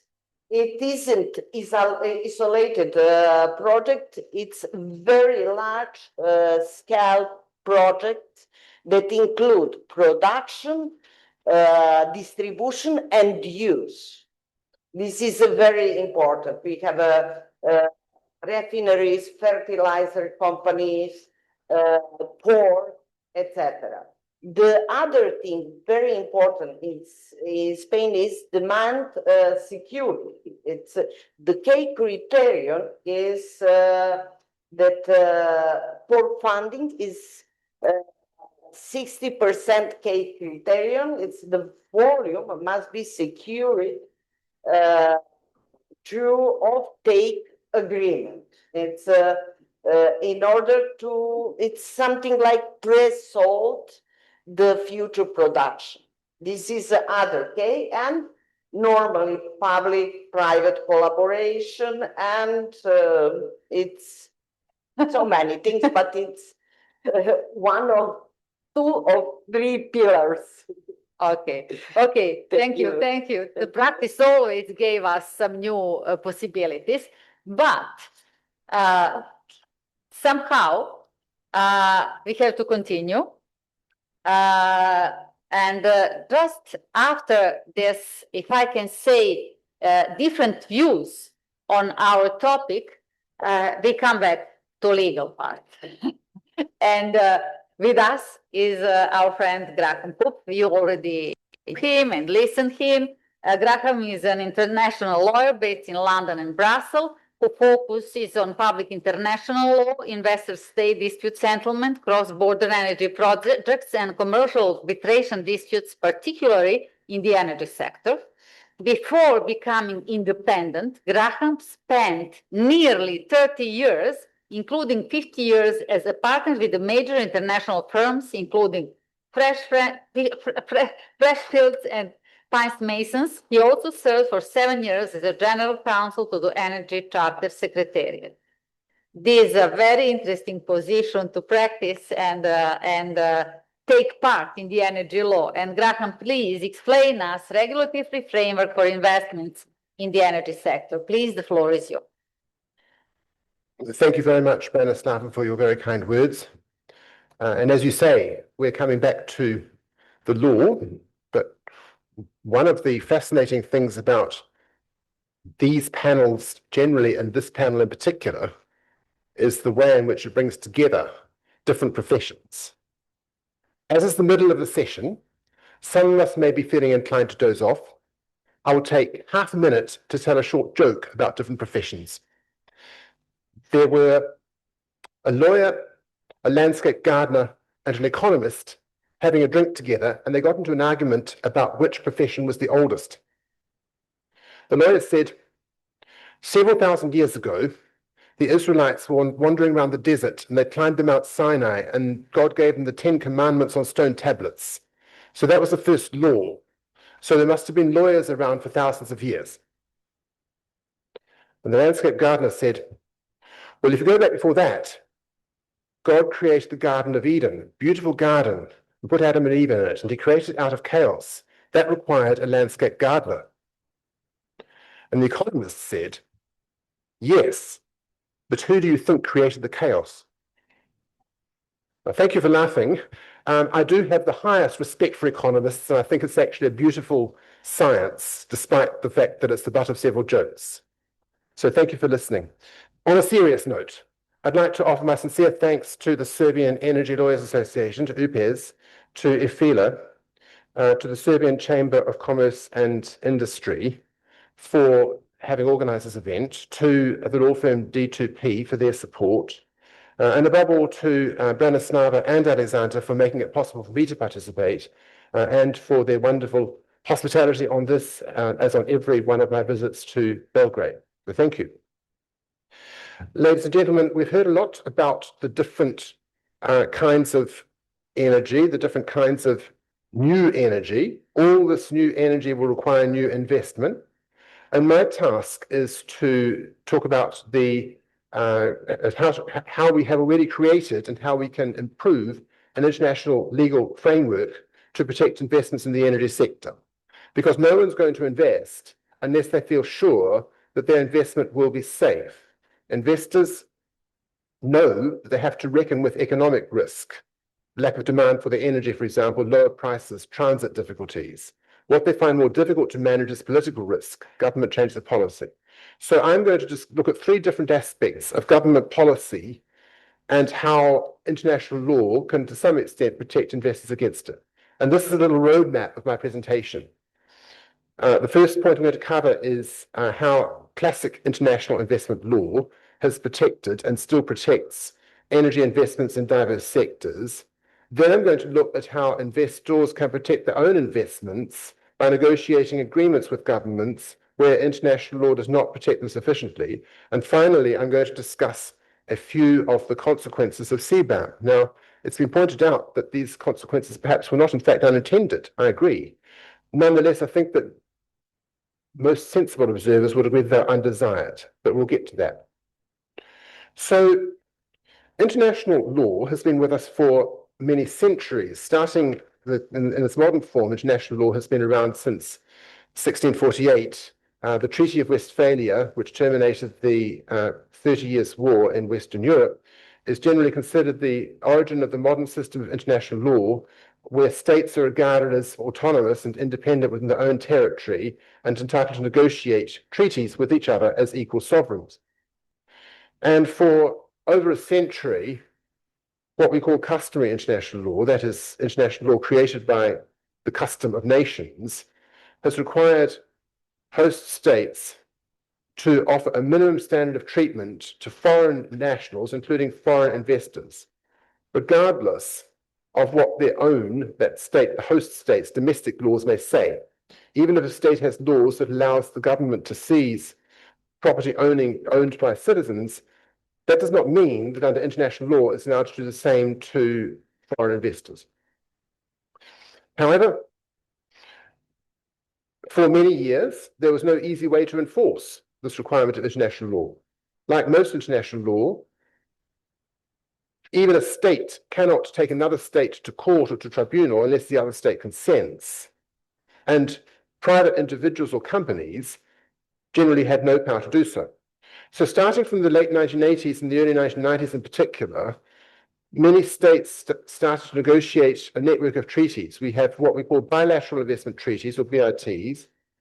We had free trade agreements, which often contain an investment chapter, and we had a multilateral treaty called the Energy Charter Treaty, ECT, not to be confused with the Energy Community Treaty, even though it has the same initials. And all of these treaties have something in common. They have rules about how a state where an investment is made, the host state, may treat and may not treat an investment coming from another state, the investor's home state. And then they also offer what we call investment protection or investor state arbitration or investor state dispute settlement, ISDS, which is a mechanism whereby the foreign investor that feels that the host state has not respected its obligations has the right to bring an international arbitration case against the government of that state before a neutral tribunal. There are several tribunals around. There's the ICSID in Washington. There's the Stockholm Chamber of Commerce. There are tribunals in Eastern Europe, in Asia, in the Middle East, and so forth. So many of these treaties, in fact, most treaties concluded since 1990, offer investors the opportunity to directly initiate, apologies for the participle, directly initiate international arbitration claims against the host state before a neutral forum. And that provides some measure of assurance to investors that they will not be the victims of arbitrary government action, or if they are, they'll have the right to obtain financial compensation. Now, in recent years, by which I mean the last 10 to 12 years or so, investor state arbitration in particular, and investor protection generally, has been subject, rightly or wrongly, to criticism, particularly within the Western European Union countries, less so towards Central and Eastern Europe. Some of these criticisms may be justified. I believe many are less justified and, in fact, proceed from misinformation, but that's neither here nor there. This has led to some states withdrawing from investment protection treaties, either all of their investment protection treaties, such as India, or, in the case of Western European states, from just the ECT, the Energy Charter Treaty, which for some reason is seen as a more threatening investment protection treaty than the others. In fact, I once read a Tolkien-esque report a few years ago entitled "One Treaty to Bind Them All," which reminds one of that ring, one ring to bind them all. that Frodo had to carry. Other states have not withdrawn from investment treaties, but they have reduced the level of investment protection. They say that they're modernizing or reforming these treaties. Some would argue that they're simply reducing the amount of protection available to investors. In any event, if you are an energy investor considering investing in another country, you need to ask yourself whether there is a treaty in place which will help you if there's a problem. And if there's not, whether you can find another country which has a treaty with your target country, and you can route your investment through that country. Now that's complicated. You need to talk to a specialist. Or finally, if there isn't a treaty, then you need to consider negotiating a project-specific investment protection structure with your host government. Sadly, this is a lot easier for large investors to negotiate than for small investors to do, because they have more clout. Nonetheless, you can negotiate what we call intergovernmental agreements between governments involved in cross-border projects, and you can negotiate host government agreements between the government where a project will be constructed and the investor or investors who are investing in the project. And these agreements address things like change of law, taxation, what happens if the government decides to increase the taxes on the project, environmental standards, which generally speaking are becoming tighter or improved, if you prefer, around the world, except possibly in certain countries where the environment does not receive much sympathy from the government, employment standards, and social impact. And the treaty will, the host government agreement normally will set out what has to happen if the government changes the law in a way which reduces revenue or increases costs for the project. The Energy Charter, while I was General Counsel, developed a series of model agreements for cross-border oil and gas pipeline projects and another document for electricity projects. These documents are still available on the Energy Charter website.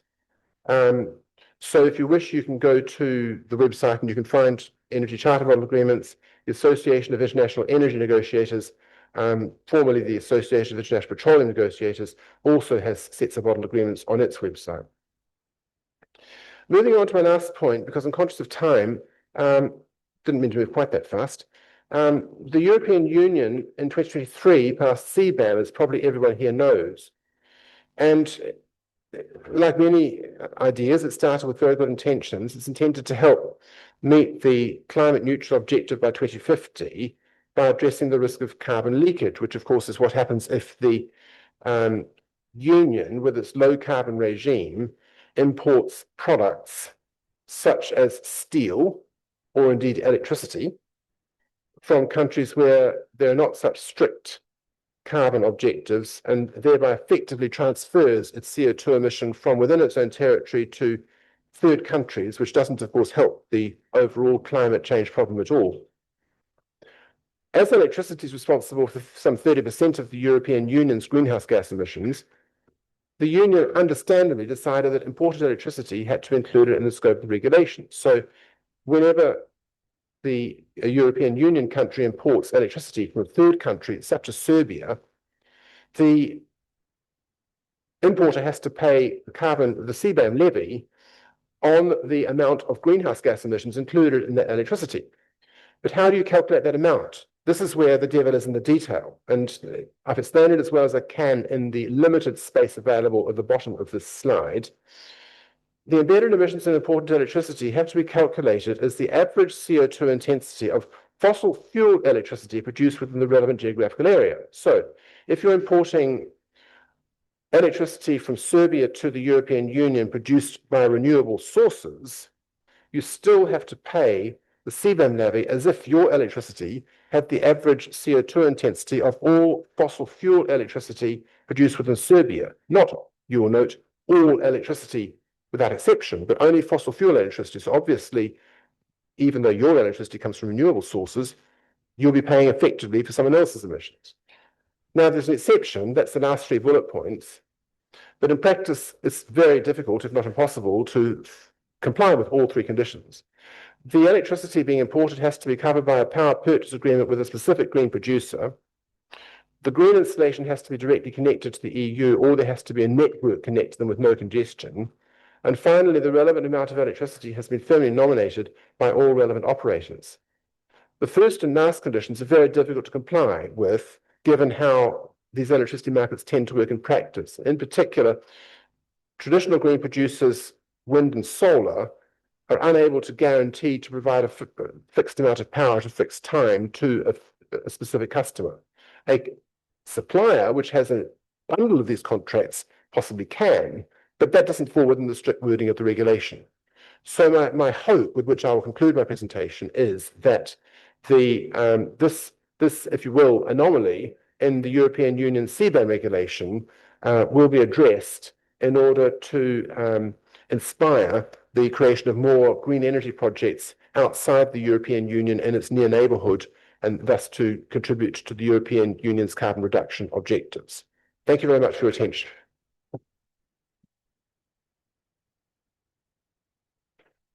Thank you, Graham. We're very short with time, but I can't avoid to ask 3 questions to you because there are the audience, some people who would like to hear the answers because they're dealing in different energy sectors.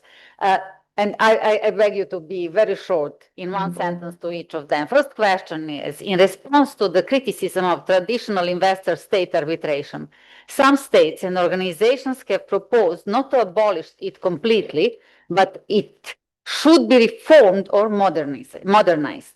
What kind of reforms or modernizations have been suggested? One sentence, please. Thank you. I would say the main drift of this modernization, has happened with the Energy Charter Treaty and with others, has been to affirm or reaffirm the state's right to regulate and to make it more difficult for investors to pursue what you might describe as frivolous or speculative claims. Okay. That's a great simplification, but you did ask for one sentence. Yeah, of course, thank you.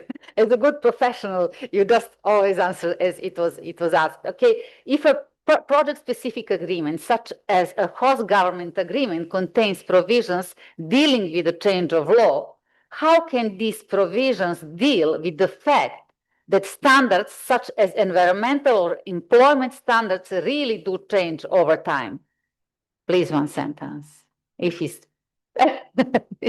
The host government agreement can say that if the host government tightens, say, environmental standards in a way which is reflective of a worldwide tightening of environmental standards, then the government should not have to pay compensation, as opposed to the case where the government just decides arbitrarily, for example, it doesn't want any nuclear power in its territory, even though no other state in the world has made a similar decision. And I'll just give one more sentence, if I may. When I discussed these agreements with the European Commission back in 2010, they said, that sounds good, but we want a clause saying that any decision made by the European Union must be taken as reflective of worldwide opinion. Thank you. And how could you, because of all these issues that you covered in your presentation, how could the unintended consequences of CBAM, which you have highlighted, be rectified? And short. Well, it's always easier to ask this question than to answer it. But I would say that with a little bit more technical reflection, and here we need the technical experts, the reference to a specific purchase contract with a specific producer could be broadened to include a purchase contract with a supplier that has access to a portfolio of renewable energy, portfolio rather than site-specific approach, if you will. Thank you. Thank you. Thank you for answering. And of course, with us is our great friend, Robert Sushi, Professor of Energy Law, Vice Rector for Education, Karoli Gaspard University, Hungary. Robert will tell us one very, very interesting topic. Somebody will say, is it really energy law? This is a part because there are so many connections. He will give us the light about AI in the energy market, and especially because Robert organized last year one great conference in Budapest titled Clean Energy and AI in Efela also co-organization, and I'm sure that Robert will tell us many, many interesting things. Please, Robert. Well, thank you very much for the great invitation, and it's a big honor for me to be here today again in Belgrade, and so good to meet you again here. Today, I would like to talk about very briefly a very interesting topic, because we have been talking about AI in several aspects. We've been talking about the GDPR rules related to AI. We've been talking about the ethical rules of AI, technical rules, usage, how we can use during research. But I think it's a very interesting topic, how we can approach AI in the perspective of energy law. Because AI has entered the energy market basically as a physical demand. Artificial intelligence, before among other things, it's basically an energy question. There are computers, real grids, real connections in real places. How we can position the use of AI and the energy usage of AI? Is it AI data centers where we put AI servers? They are just simply huge factories. Can we consider them as a large scale of industrial facility as well? And do we have to use the same rules? Shall we apply the same rules and standards as factories or as any other companies? And at the end of the day, due to the use and heavily use of the electricity, who's going to pay the social costs of that? Who will pay the cost of the use of huge amount of electricity? If we see the numbers, there are more than 11,000 data centers around the world. A few years ago, the consumption of AI centers and data centers were more than 415 terawatt hours, which basically like a mid-sized country, it can be. And basically the 1.5% of the total energy and electricity use of these server farms, equivalent of the whole consumption of the energy use in Earth. Actually, the whole market is concentrating. The total electricity, 3% of the total electricity demand of the European Union has been used by server farms, and the capacities of the AI server farms shall be increased by 3 times in the next 5-7 years as well. And there are going to be several hyperscale campuses, which means that more than 100 megawatt hours capacities, these campuses. What type of problems we may face? I just wanted to, going back to April, 28th of April 2025, when we had a huge collapse of the energy system in Spain, when basically in a few seconds, more than 60 million people lost their connections. 3 countries, not only Spain, but also Portugal, Spain, and southern France, has been affected by the things. And the reason why that was a technical problem, and the technical rules may become outdated or ineffective over the time. That was the conclusion of the report of NTSO Europe, because they considered that there has been new technical problems in the market which has not been previously realized and has not been previously solved. I just wanted to mention this issue because the growing numbers of large data centers, and especially AI server farms, the problems are getting more and more crucial.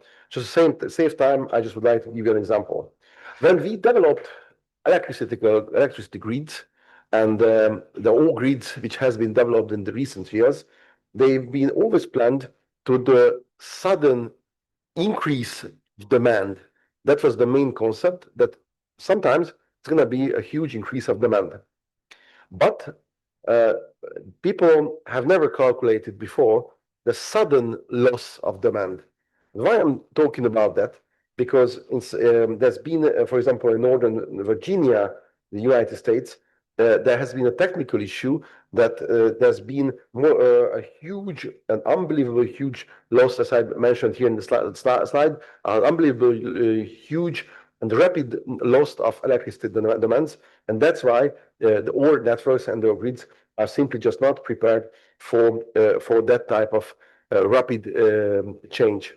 Just going back to the slide, The big problem with AI servers, and this is the huge difference between AI servers and regular data centers, that the AI servers are continuously trained by information, and it means that even a few seconds, there's a huge volatility of use of electricity. So maybe even a few seconds, when all the chips and all the servers start to working at the same time, it can create an increased volatility in the market.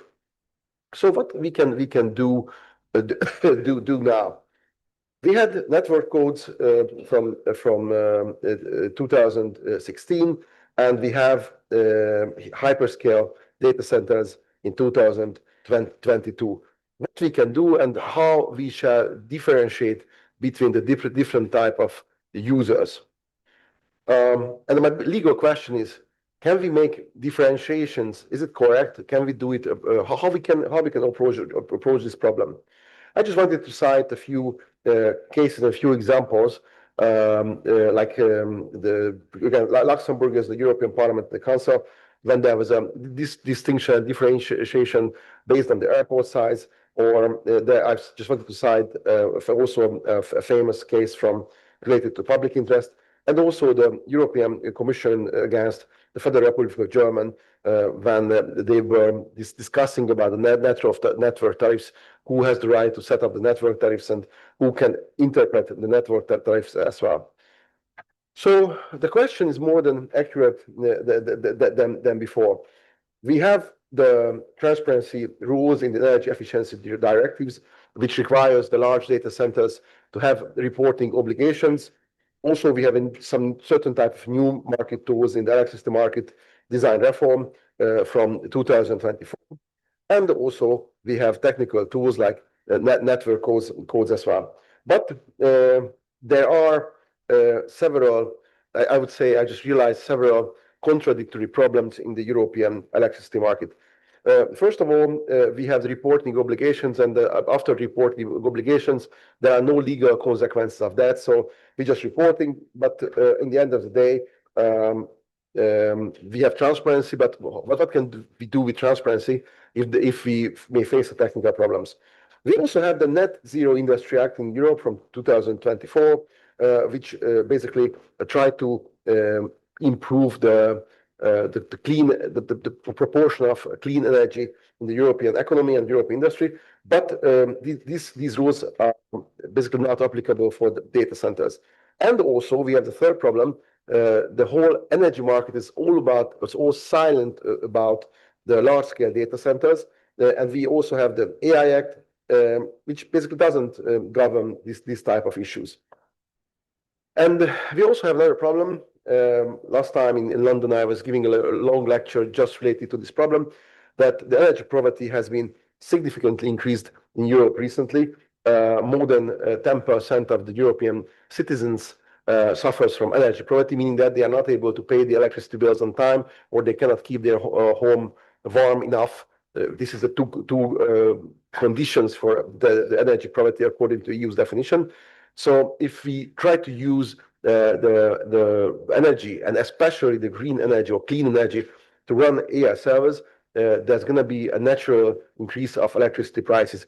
Based on one of my previous research, I deeply examined this phenomenon and these problems in Spain, in Ireland, and also in the Netherlands.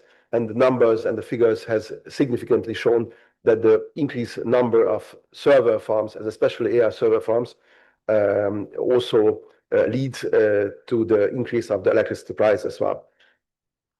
I just don't want, because we don't have enough time, I just don't want to go into details, but I have some very interesting examples as well. So what can we do right now? First of all, how we can, we have to recheck and reevaluate the technical network codes. That's very important. We have to talk about the cost causation. It's also an important which I would like to highlight from this slide, that due to the large demand and the large loads of these server farms, we have to re-evaluate how we can distribute the cost of grid development in Europe, because it seems to be unfair that every citizens in the European Union have to pay have to contribute to the network development fees. However, certain large-scale users, and especially run by multinational corporations who takes a huge amount of profit of that, are not contributing enough to that type of network developments, which are significantly required for large-scale server farms. So we have a very short and we have a very narrow window right now. We will have in the European level the Cloud and the AI Development Act. We have the draft version of that. It's under development. We have energy efficiency rules which need to be fine-tuned in the future, and we have network codes as well. So we believe that in these short period of time, we will be able to fine-tune these things, but there are so many legal things and there are so many legal questions to resolve. In that context, that the European Union are not against AI. I'm really supporting. When I was coming here, one of my friends told me that please don't use AI because then you shall use too much water for cooling and you shall use too much electricity. So please don't use AI anymore because you just simply ruin or ruin the whole world. Well, I think this argument is just simply not true.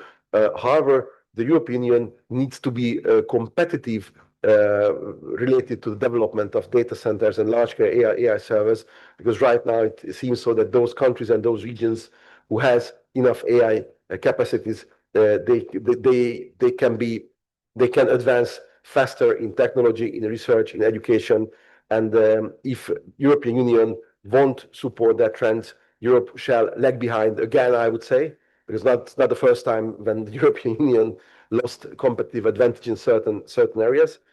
But however, if you would like to solve these three problems, carbon-free or carbon neutral or clean server farms, this is because this is one of the ideas of the European Union by 2030, to increase the number of AI servers and keep the electricity costs reasonably low. For me, right now, these three questions seems to be really contradictory.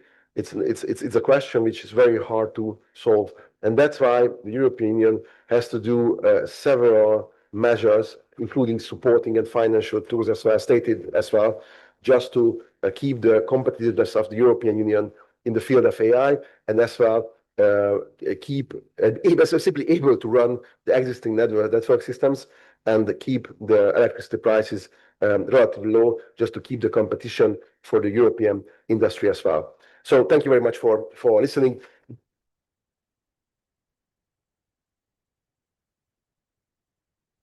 Thank you, Robert. Thank you to your words. You gave us a new light for this very interesting topic, especially on AI and energy law. And somehow, I also have questions to you. Just one.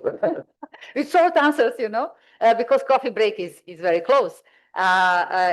Is need for clean energy cause for development of AI, or it is vice versa, development of AI is cause of need for the clean energy, or there is something third?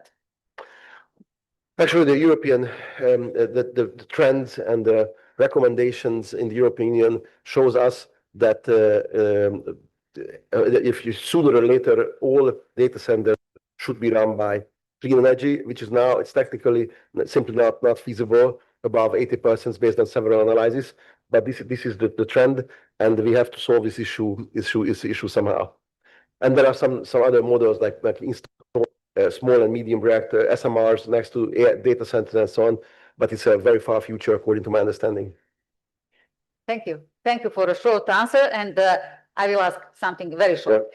Can operation of network be in future based only on AI, or it will still need human brain? It's a very, very good question. I always, my students in the university are always writing that the thesis and dissertation based on AI and using cloud and other type of devices. I always said that the AI, the artificial intelligence shall never replace human stupidity. Thank you. But yes, we will need human. I think the emotions, the ethics, and of course the human creativity shall not be replaced by AI. At least I hope in the soon future. And thank you for that hope that you gave us, yes. And just to underline your topic, today human population is faced with necessity of AI development. It is all around us. And how it will influence the energy law. Please underline in one sentence to us. And yes, it's such a long time, but I believe this is another topic which I would be very happy to talk about, but because I gave several lectures related to that, that's why I'm not going to details. But that we see that for poor people all over the world, they just simply lag behind. And this I call it and define it as a double injustice theory, which I've been giving several lectures related to that. It means that if you have less access for AI, because you don't have enough money, and the price of electricity shall increase. So you've been discriminated by double. So you have a double effect. Try the new version of Claude, for example. It's getting more and more expensive. If you have access, if your university has lots of resources, you have better access, you can do better research, you can do things faster, and so on and so on. You can make better graphics and so on. But if you don't have it, you just simply lag behind. You just not lag behind. In the end of the day, you have to pay much more price for electricity, and the poor countries has to pay more money for electricity. And this is a huge problem, and the European Union has to mitigate that. Unfortunately, maybe some restrictions or taxation could be the right tool, but I think it's a very, very crucial problem which we should take it in account. Thank you very much for listening. And unfortunately, I have to go back to Hungary because I have university engagements at around 7 o'clock in Budapest. So I have to drive back as soon as possible. So thank you very much. Thank you very much for being here. We need still 5 minutes. Thank you to all, because in our conferences, there is one, if I can say, rule that we should respect. We had a great opportunity and pleasure to listen 5 panelists. But for remind what they mentioned today, I would like to invite Sinisa Trolevic to tell us lessons learned. He comes from Novi Sad today to tell us this. Please be short, 5 minutes, and after that we have to make a photo with all of us. I will try to be as fast as I can. So we've heard the keynote speech of Mr. John Roberts, who noted that we live in a world with increased disregard for the rule of law.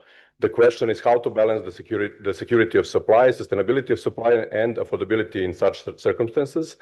Mr. Roberts outlined the importance of law and asked an important question. What is the purpose of the law? Is it just to set the rules to promote the peace or the principles in which we believe, justice, fairness, and democracy? After Mr. Roberts, we've heard from Mr. Alexander Kovacevic, who spoke about the transaction costs happening in the fragmented markets. He concluded that the variable transaction costs in fragmented markets means demand for the rule of law is low. The role of energy law in such circumstances are to prevent fragmentation, remove barriers to trade, promote unobstructed access to public infrastructure, promote access to seaborne market, promote property rights, promote reduction in the transaction costs, and distinguish between club goods and public goods. We also heard from Ms. Liljana Medic talking about the new energy sources, hydrogen and renewables. She explained to us that the future of global energy is dominated by the declining role for hydrocarbons, growing electrification, a rapid expansion in renewables, and low carbon hydrogen. She addressed one of the core challenges of the energy transition, which is how to decarbonize sectors where you simply cannot plug in a cable. She explained to us about the power to X, the conversion and storage of electrical energy into an energy carrier or a product, where you take renewable electricity, produce green hydrogen, and convert it into practical fuels, such as ammonia, synthetic gas, sustainable aviation fuel, methanol, each matched for a specific sector. She also explained to us that EU currently produces almost no green hydrogen, and there is a huge gap to meet the 2030 targets. Bottlenecks are only 17% of announced projects are on track. There are cost barriers, infrastructure gaps, and demand uncertainty.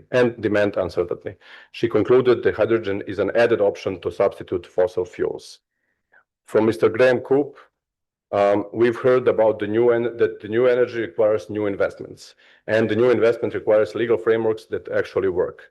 The classical toolkit is customary international law, bilateral treaties, free trade agreements, all giving foreign investors minimum protections and crucially access to neutral arbitration against host states. But the model is under pressure. The investor-state arbitration has faced growing criticism. States are withdrawing from the investment protection treaties, and new treaties offer far less arbitral access than before. The gap is filled by the intergovernmental agreements and host government agreements, tailored deals that address the real concerns upfront: change of law, taxation, environmental obligations, social impact. The shift is from multilateral protection to negotiated certainty. With respect to the unintended consequences of CBAM, it is designed to prevent carbon leakage and support the 2050 climate neutrality goal. But when calculating the carbon electricity in the exporting content of the imported electricity, the default is the average CO2 intensity of fossil fuel electricity in the exporting country, not the actual source of the power. So even genuinely green electricity exported from a renewable plant can be treated as dirty unless very specific conditions are met. So the mechanism that is intended to reward clean energy may, in its current form, penalize it. Finally, we've heard from Mr. Robert Schuchi, spoke about the AI in energy market, the challenge for the energy law. AI is, before anything else, an electrical phenomenon where megawatts are drawn from real grids in real places, while energy laws are written for a different world. The gap between the two is no longer a matter of detail, but a matter of coherence. Large-scale server farms as new types of consumers for which the networks are not designed. They have significantly wider amplitudes of use of electricity and cause greater problems, for instance, when there is a significant drop in usage. The rules used now are made in 2016, where we didn't have such a significant impact of AI. The infrastructure will have to be adapted to such consumers, but the questions arise in relation thereto. How to correctly differentiate users by thresholds in public interest and through regulator, and who will finance the increased cost. There is a principle currently not applied that who causes the burden pays for it. There is a narrow gap to fix those issues until 2028. Thank you. Thank you, Sinisha. It was great. And now the panel is over, the coffee is at the table, and I'm invited ladies to make photo of the panelists, and Sinisha, please come on. Okay, thank you all. I really enjoyed. It was my pleasure to moderate this session. We are continuing after 15 minutes for coffee break.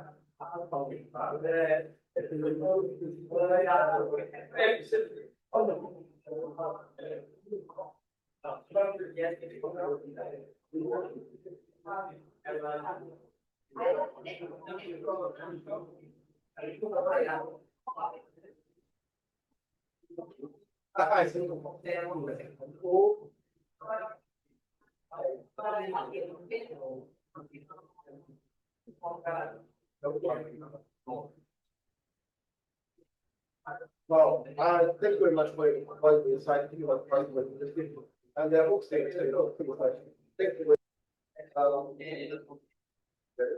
You know, the people come on the spot. Yes, I used to work with them. I think a lot of a few weeks ago, the director.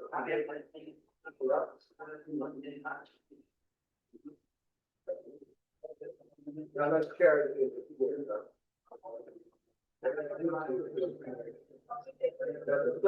see that's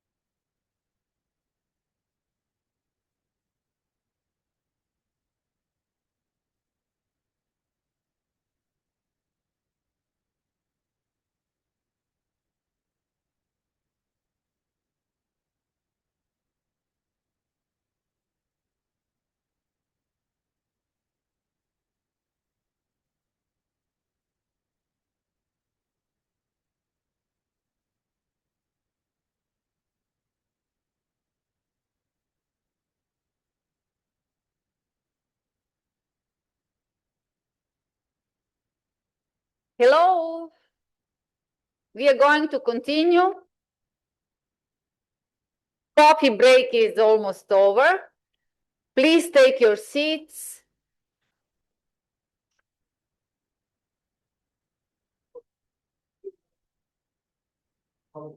We are going to continue with a very, very interesting panel and very new topic. Maybe it is not so very new, and Professor Bondrich will explain us that it is not very new. He will have a chance to tell us about the history of nuclear. But before that, yes, somehow we need to open this session. The session Greening by Nuclear will be moderated by Milica Pešterić, partner D2P Law Office, Chief of the Department for Energy, Mineral Resources and Sustainability. You know very well Milica. Milica is very experienced with moderating OPES conferences. Milica, the floor is yours. Thank you, Brano, as usual. Good afternoon. I would like to make a very brief introduction on the topic. We are going to talk about nuclear energy today, which is something a return, I would say, to our agenda or to our plate in past years. And it's a right moment to hear about this topic from different angles and from different geographical experiences, given that we have here experts from different countries and jurisdiction, and to see their views on the topic. We would start with the historical background of nuclear energy developments in Yugoslavia and subsequently Serbia. And we also have today a representative from our famous VIII Institute, which is, I would say, the main source or the main stakeholder in this field. I would start with a brief introduction of our panelists today. So I would like to ask firstly Mr. Dragomir Bondrich to represent himself, and then other our guests today on a panel, Marinella de Focatis. In advance, apologize for mispronunciation of any of the names. Then Jelena Krneta Nikolic from the VIII Institute, and also Jørgen Bjørnbalen from Norway. Unfortunately, Mr. Desobry couldn't attend today, so we will not have him today, but I'm sure that we will have a very successful panel. Thank you. Please. Dear ladies and gentlemen, my name is Dragomir Bondrich. I'm historian. I have PhD in historical sciences, and I work in Institute for Contemporary History in Belgrade. I deal with the history of Serbia and Yugoslavia in 20th century, especially with the history of science, history of education, history of higher education, history of Belgrade University, and at last 10 or maybe more years, I deal with the history of nuclear energy in Serbia and Yugoslavia. Among other papers and books, I have 2 editions of book Between Ambitions and Illusions, između ambicije i iluzija, about nuclear policy of socialist Yugoslavia in socialist period. Thank you. So, thank you for inviting me. I am Marinella de Focatis. I am an administrative lawyer and have been working for an energy company which was initially vertically integrated in the gas and the electricity sector since 2000. Before, I worked for law firms on environmental issues, and I saw the first liberalization of the telecommunication in Italy. Since 2015, have been the General Secretary of the Italian UPES, the Italian Energy Law Association, and since 2017, I am the General Secretary of EFILA, the European Federation of Energy Law Associations. And I would like, maybe it's better later, to explain you my associations with nuclear. In a nutshell, my association is linked to at the beginning, my work, my activity at Edison, at the energy company, because in Italy, during the era Berlusconi, in 2008, we had the renaissance of nuclear in Italy. And so I work for my company. And now I'm working on this topic on the three bodies, EFILA, Aiden, and Edison. Thank you. Thank you. Jelena, please. Good afternoon, everybody. My name is Jelena Krneta-Nikolic, and I'm a physicist. So unlike everybody else present here, I'm from the natural sciences field. I work as a principal research fellow at the Institute VIII, which is our national institute dealing with nuclear sciences, various types of nuclear sciences. Particularly, my work is connected with the Laboratory for Radiation and Environmental Protection, which is a part of VIII Institute. I've been working there for more than 15 years, and I have a PhD in nuclear physics. So I hopefully will provide you with a bit different aspect and different point of view, which I hope will be interesting for you. Thank you. Thank you, Jelena. Good afternoon, and thank you for having me here. My name is Jørgen Bjørndalen. I'm a Norwegian. I'm economist by training. I guess I'm here because I'm been member of a nuclear commission in Norway appointed by the government. We submitted our report 2 months ago, so the commission no longer exists. My day work, also where I'm having my experience, is for consulting within the electricity sector, predominantly giving advice to market participants and regulators, mostly in the Nordic countries, but to some extent elsewhere in Europe as well. Thank you, Jørgen. Now we'll get back to Dragomir, if we can hear his presentation, please, and then we will discuss briefly. Thank you.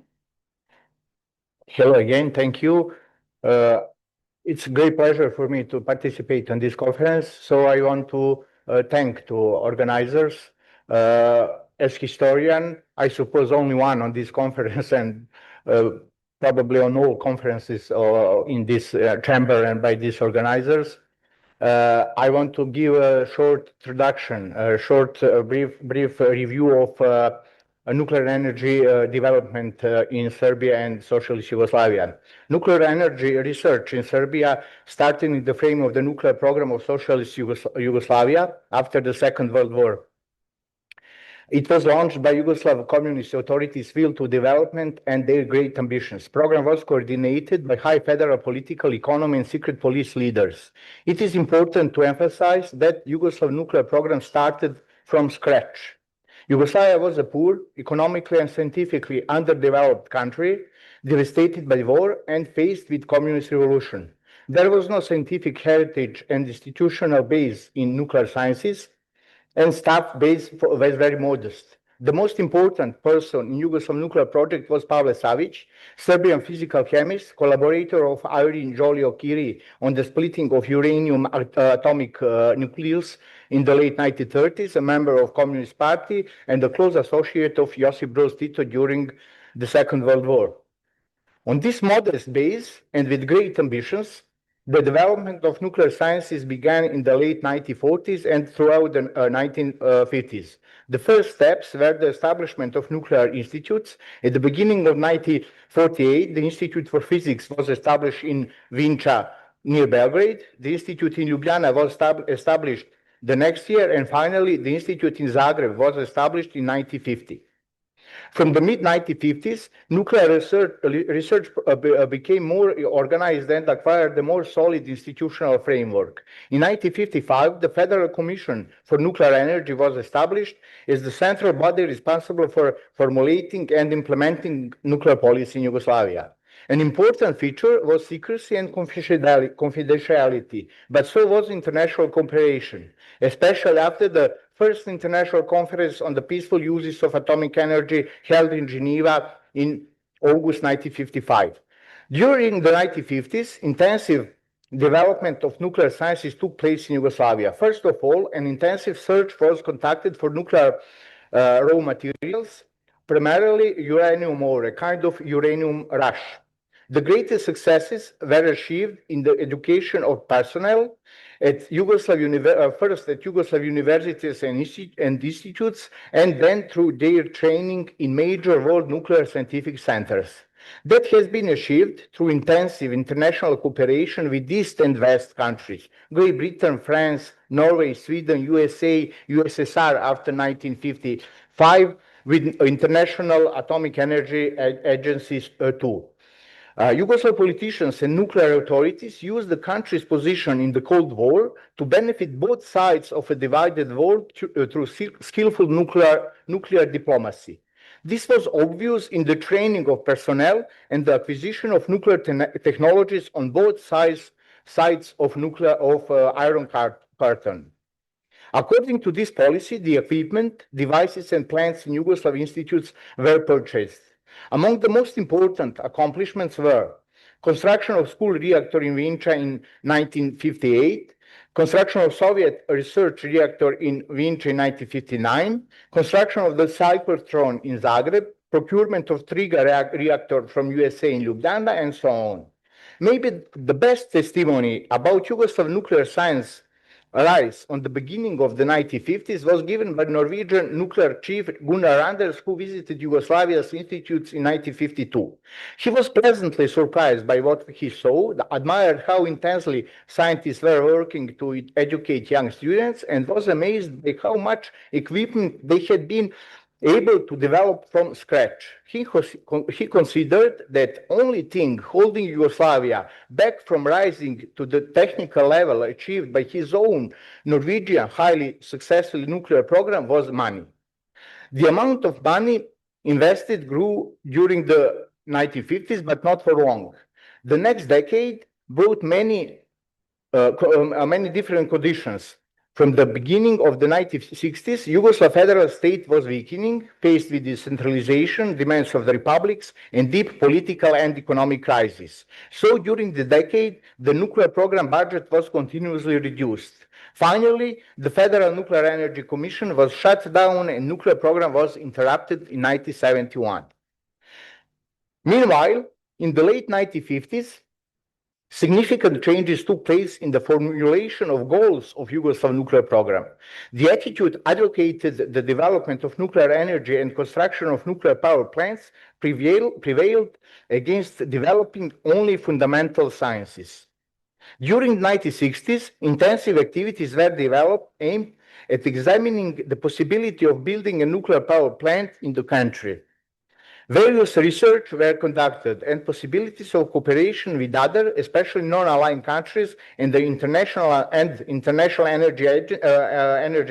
Atomic Energy Agency on the construction of the power plant were considered. Negotiations were conducted with companies from France, Canada, USA, Sweden, USSR, etc. Various locations were explored and the geological, climatological, seismological, ecological, and many other conditions were examined in detail. Finally, by the end of the decade, Krško in Slovenia on the Sava River emerged as the most favorable place. In 1971, Slovenia and Croatia signed an agreement to build a nuclear power plant using Westinghouse technology. Construction started in 1974 and plant was completed and put into operation in early 1980s. This plant was intended to be the first in a series of nuclear power stations in country next period.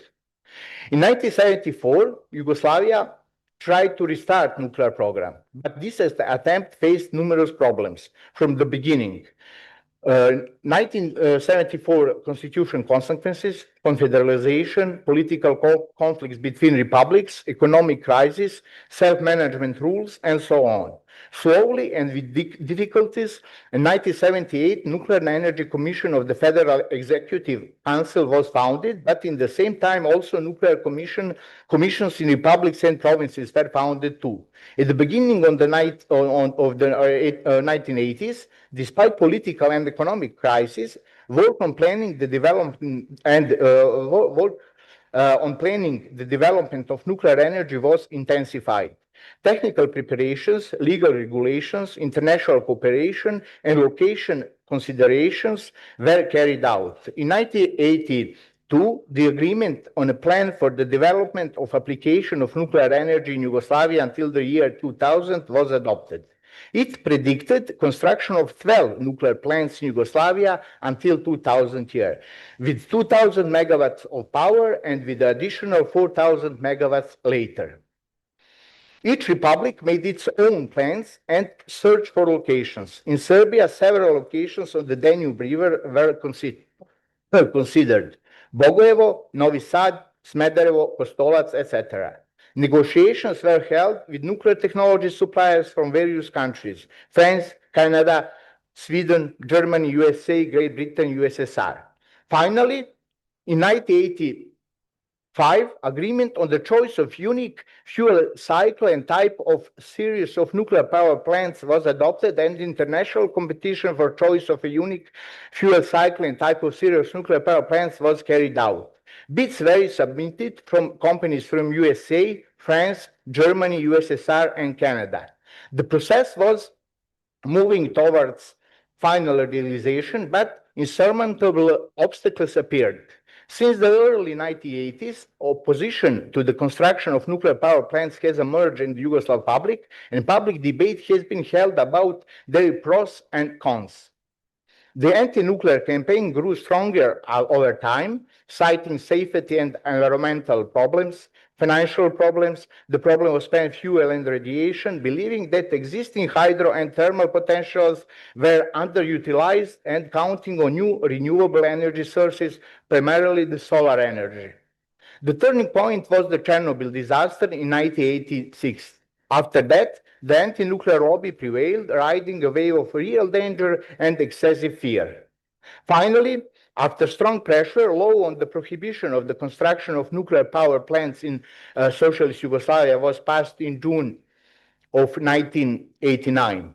This was the official end of Yugoslav nuclear program and of the Serbian nuclear ambitions too. Thank you. Thank you, Dragomir. Before I ask the questions, I just wanted to say we lifted the moratorium and 2024 amendments to the energy law. So we are in front of new era. So there are going to be a long way of historical analysis in future, I suppose. As a historian, I would like, of course, to ask you the question of historical sources for this, let's say, analysis and research in the field of history. Thank you. In the first place, there is Archives of Yugoslavia here in Belgrade. There are several funds of federal organs which is in this archive, Archive of Yugoslavia. Primarily the Fund of Federal Commission of Nuclear Energy. I mentioned that commission. It is founded in 1955, and it is finished in its job in 1971. So it's important for period of 60s and 70s. For next period, for later period of 1970s and 1980s, important is fund of Presidency of Socialist Federative Republic of Yugoslavia, also in Archives of Yugoslavia, and fund of Federal Executive Council of Yugoslavia. It's some kind of government in that socialist Yugoslav system. Also, some importance have a lot of funds in archives of former republics of Yugoslavia in Zagreb, in Belgrade, and in Ljubljana. And I must mention also importance of press as a source, especially for 90s debate, 1980s decade, the debate about pros and cons of nuclear energy. Thank you. And what were the systemic factors that hindered the development of the nuclear energy in former Yugoslavia? But before that, I just wanted to check how transparent the sources were, given the let's say, sensibility of the topic. All of that sources are available, especially here in Belgrade, in archives of Yugoslavia. You can make photos of or copies of that material. Also in Zagreb, in Ljubljana. Only exception is the State Archive of Serbia. You can watch and read the documents, but you can't make photos, but you can make copies too. And according to there are two hindering two main systemic factors. Indeed, one is political problems, and second is economical problems. In all period of Yugoslavia, of existence of socialist Yugoslavia, there were a lot of political problems, inter-republic and inter-ethnic conflicts, weakening of the federal state, and it was a hindering factor for that. And on second place is also a factor of economy, of constant economic crisis in that period. Thank you. Marinella, can we hear please your presentation and then we will discuss. Thank you.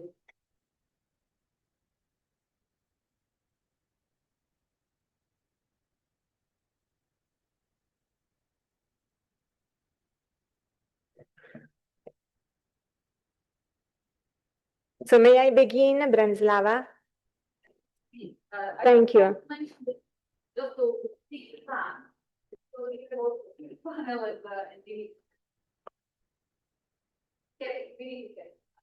Okay, so the topic of my presentation is the Italian design for a nuclear regulatory framework from 1960 up to now.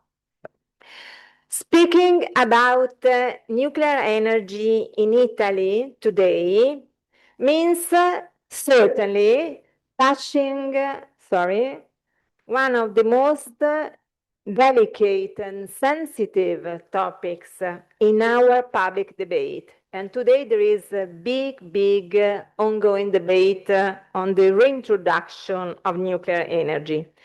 And at the same time, one of the most strategic for our future.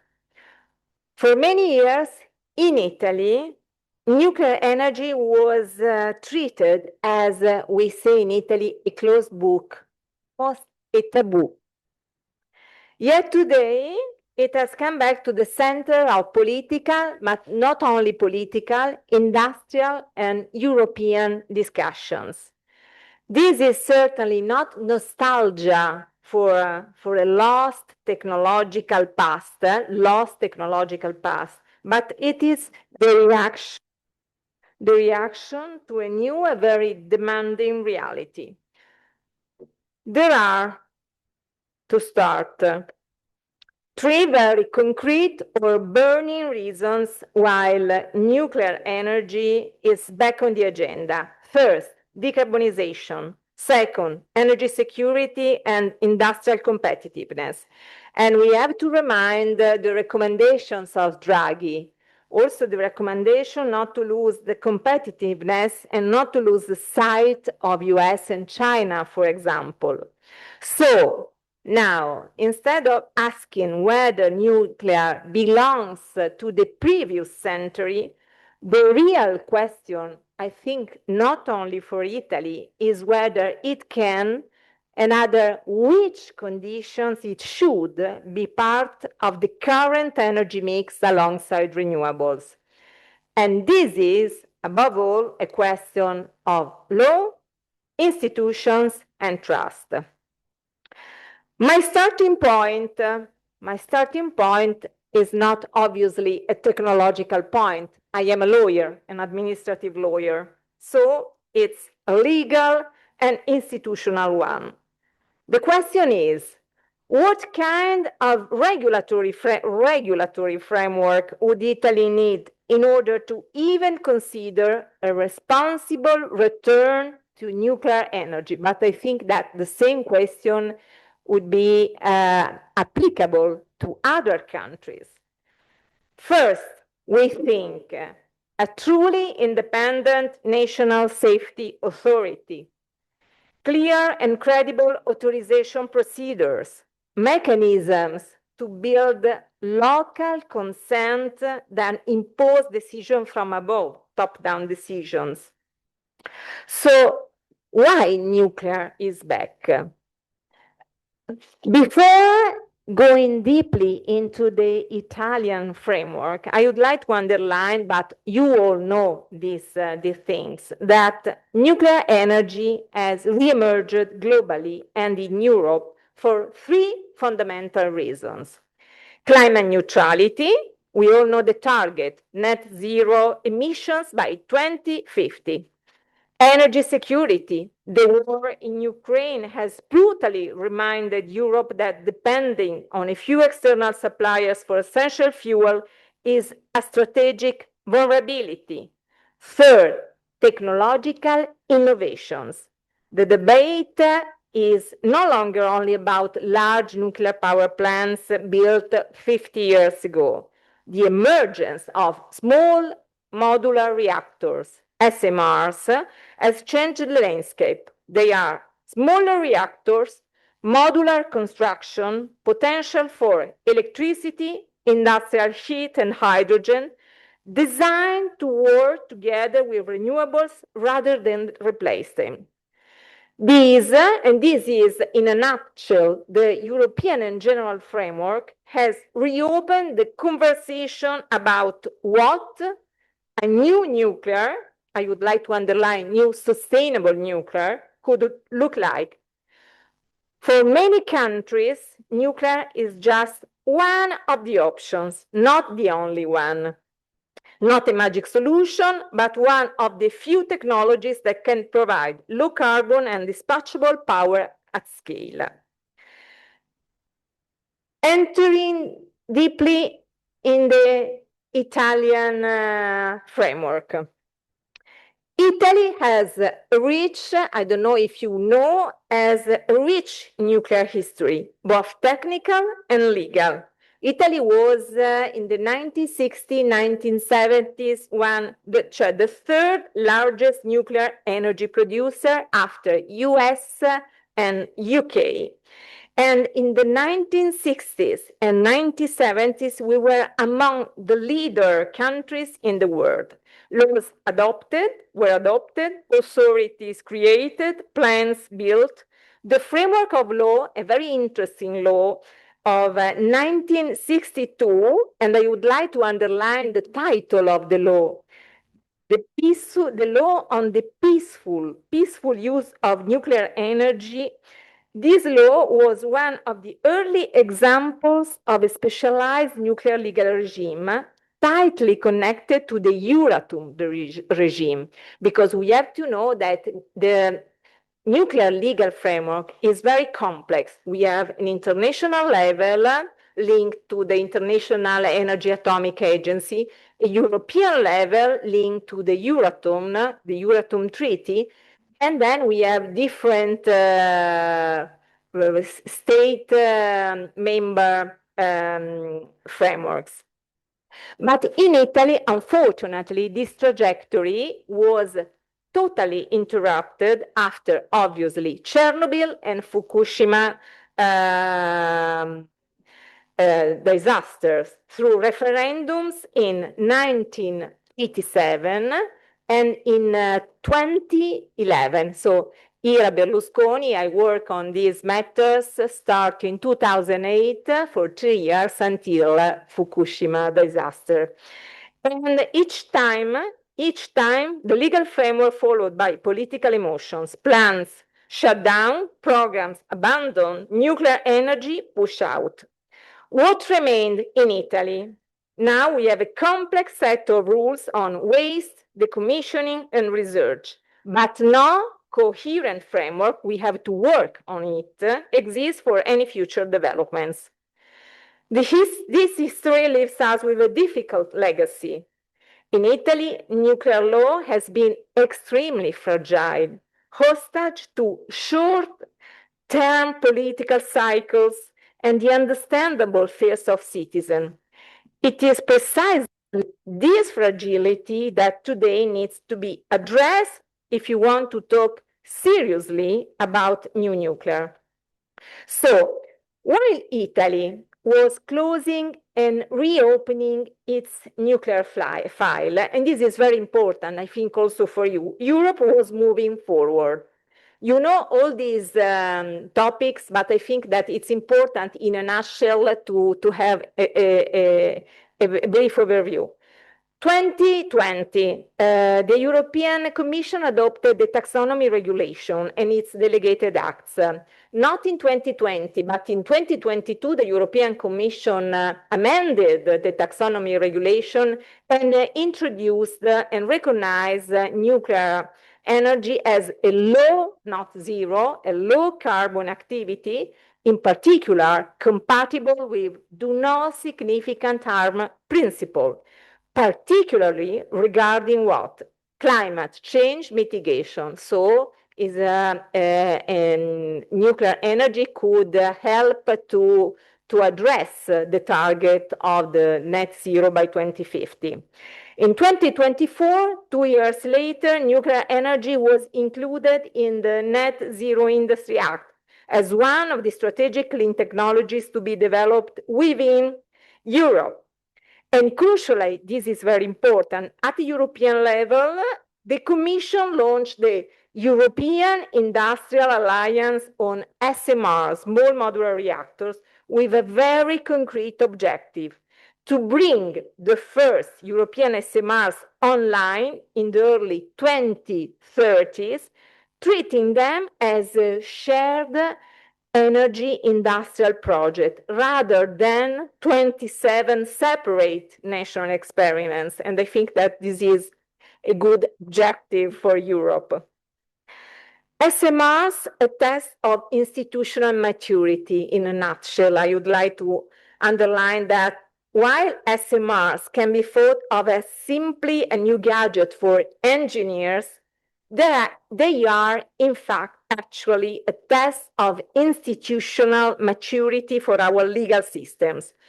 Because SMRs are smaller, modular, they are designed to be replicated as a fleet, but that only works if regulatory frameworks are coherent and predictable, and if national safety authorities can work together instead of reinventing other words.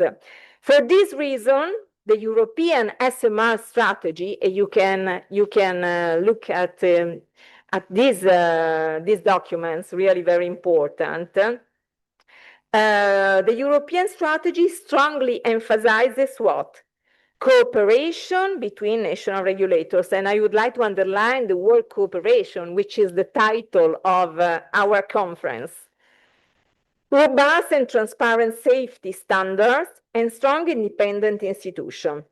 But for Italy, the interest in SMRs immediately raises a governance question. The question is, can our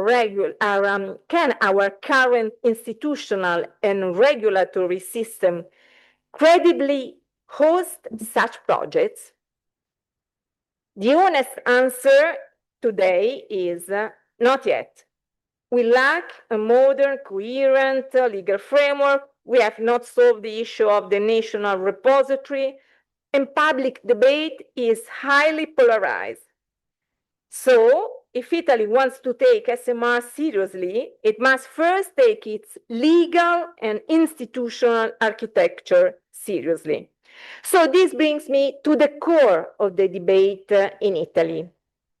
So we saw that in 2011, the European Commission launched the SMRs Industrial Alliance. After 2022 energy crisis, and after the energy crisis, Italy decides that it cannot simply watch from the sidelines. And in the Chamber of Deputies, a motion by a member of parliament, Luca Squeri, is approved.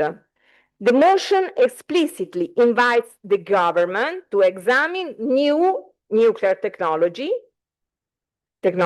especially SMRs, join European initiatives, and assess their possible role in the Italian energy mix. The Minister of Energy accepts this mandate. He commits to work on the nuclear files. Symbolically, this is the moment when nuclear re-enters in the Italian public agenda. On this basis, last year, the government presents the draft law, very important. The law is delegation to the government in the field of sustainable nuclear energy. For those who do not know the Italian system, I think, let me be very clear regarding this delegation act. It's not a law that authorizes to build and exercise power plants. And in practice, with this delegation law, the government gives a mandate to draft all the detailed rules in other legislative decree. And in a nutshell, the parliament tells the government to prepare a national program, a national program for sustainable nuclear energy, to design a regulatory regime for possible new plants, to recognize the institutional system deciding whether to establish a fully independent nuclear safety authority. At this moment, I have to underline that this draft of law is under examination by the Senate, because last week 155 deputies voted in favor of this law. So the road is not maybe so long. Its importance, the importance of this draft of law is not operational but systemic. It's the attempt to rebuild the legal foundation for any future political decision on new nuclear energy. And now I would like, before the conclusion, to underline, as the General Secretary of the Italian Energy Law Association, what the Italian Association told to the Parliament during the first presentation of this draft of law. The observation of Haydn. The focus of this observation and the focus for Haydn is not on promoting nuclear energy at any cost or not rejecting it on an ideological ground. Our focus is on credibility. From Haydn's perspective, there are three elements non-negotiable. First, safety as the structural core of the delegation. Second, the model of the safety authority. Third, a unitary safety oversight. Behind these legal arguments lies a political fact. In a democratic society, nuclear energy can only be sustainable if citizens trust the institutions that govern it. Let me conclude with a simple but I believe crucial point regarding this delicate topic. The Italian experience shows that nuclear law is never just about reactors or megawatts. It's about the relationship between politics, institutions, and citizens. During Chernobyl and Fukushima in 1987 and in 2011, referendums expressed a deep mistrust not only towards the technology, but towards the capacity of institutions to manage it safely and transparently. Today, Italy has not decided to return to nuclear power. What it is doing is something more strategic, rational, and in my point of view, honest.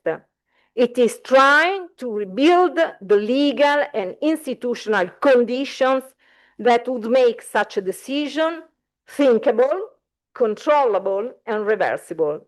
If new nuclear, including SMRs, wants to present itself as a truly sustainable option, it must prove it with the following: an independent and respected safety authority, transparent and participatory procedures, authorization, permitting, and licensing, clear responsibility lines across the whole nuclear cycle, and the public debate for the citizen based on information rather than slogans.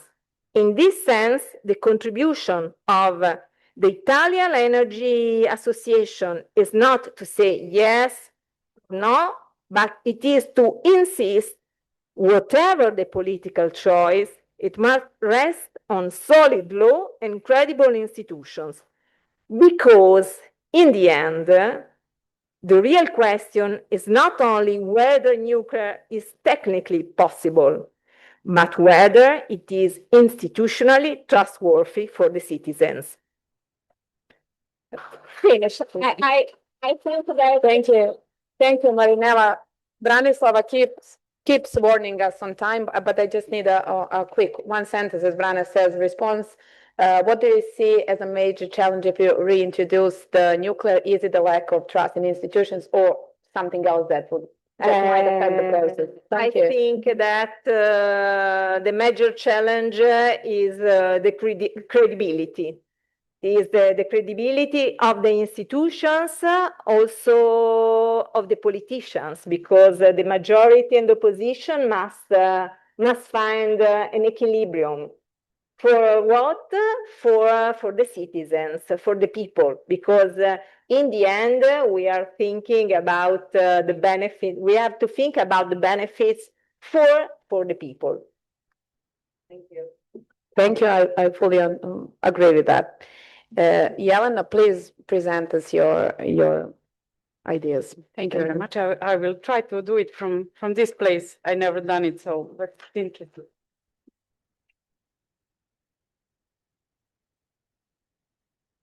So we heard a little bit history, how it was in former Yugoslavia and in previous years. We had the point of view. Why is it going without me? Okay, we heard Italy, in fact, is at a similar post as we are now, somewhere in between the decision and the first steps toward nuclear energy implementation in energy systems.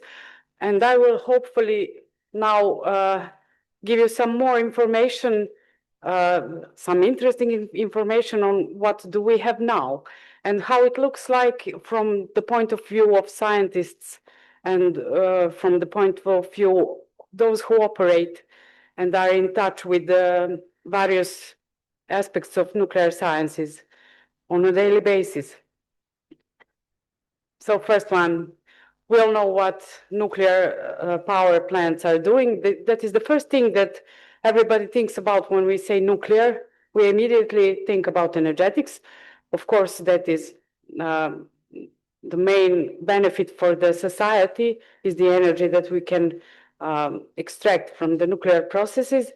And just to add some interesting fact, for nuclear power plant of 1,000 megawatts electricity, that is a unit megawatts electrical, operating at a 75% of capacity, we need 30 tons of fuel. That is uranium fuel. Instead, coal-fired power plant of the same power needs 2.1 million tons of coal or other energens, as is stated here. It is a big difference, as you can see. But we also have other types of nuclear sciences and nuclear technologies that have their application in industry, such as irradiation, sterilization, measurement of the thickness of material. This is used on a daily basis in industry. Also, we have nuclear medicine. You should know about that. I hopefully never have to do any of those things, but you should know that nuclear medicine has made great passes in advance in last 10 or 15 or 20 years.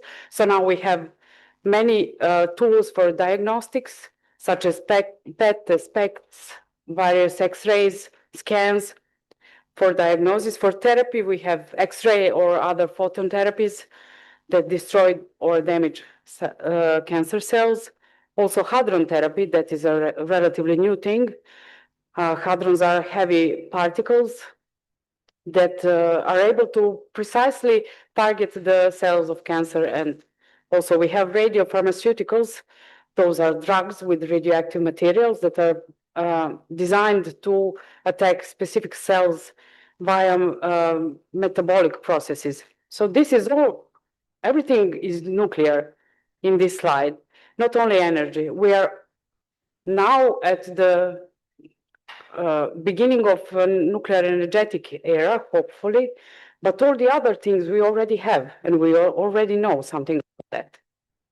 So what is specific for our country? We have a historical context that is specific.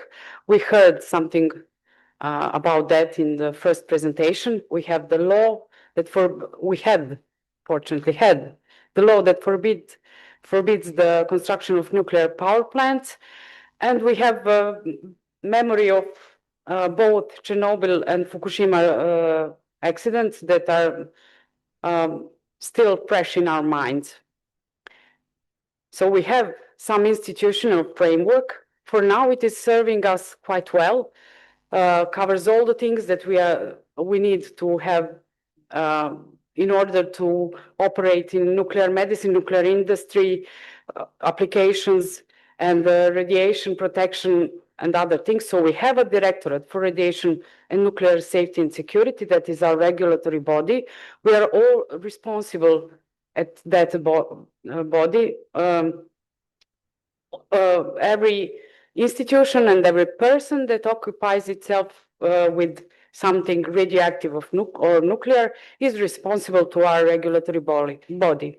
Then we had in 2024 abolition of the moratorium, so we are now open to advance in the nuclear energy. And we have now a responsible body inside the Ministry of Mining and Energy that hopefully will help us go forward. So what are public attitudes and challenges from the point of view of a scientist?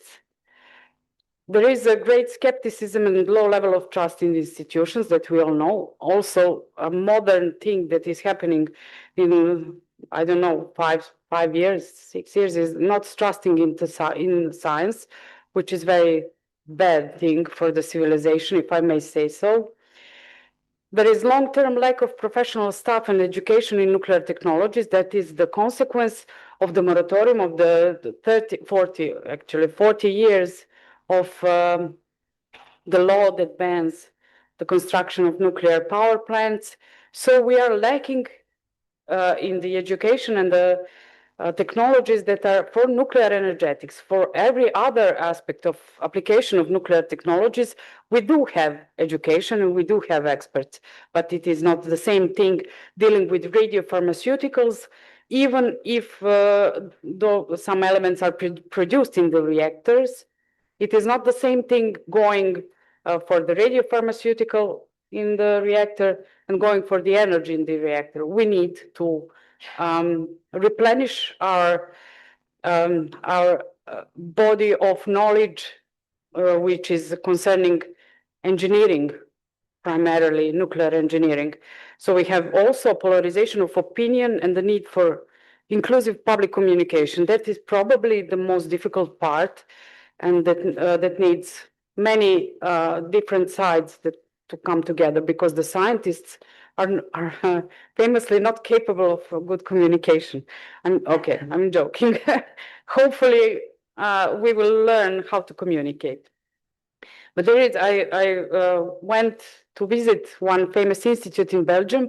They have actually on the staff a sociologist that is whose work is dedicated to communication with the local community. I was very much surprised, because I expected only to see physicists and chemists and so on, but the main figure there was a sociologist, which had the task of communicating with the local community and with the government.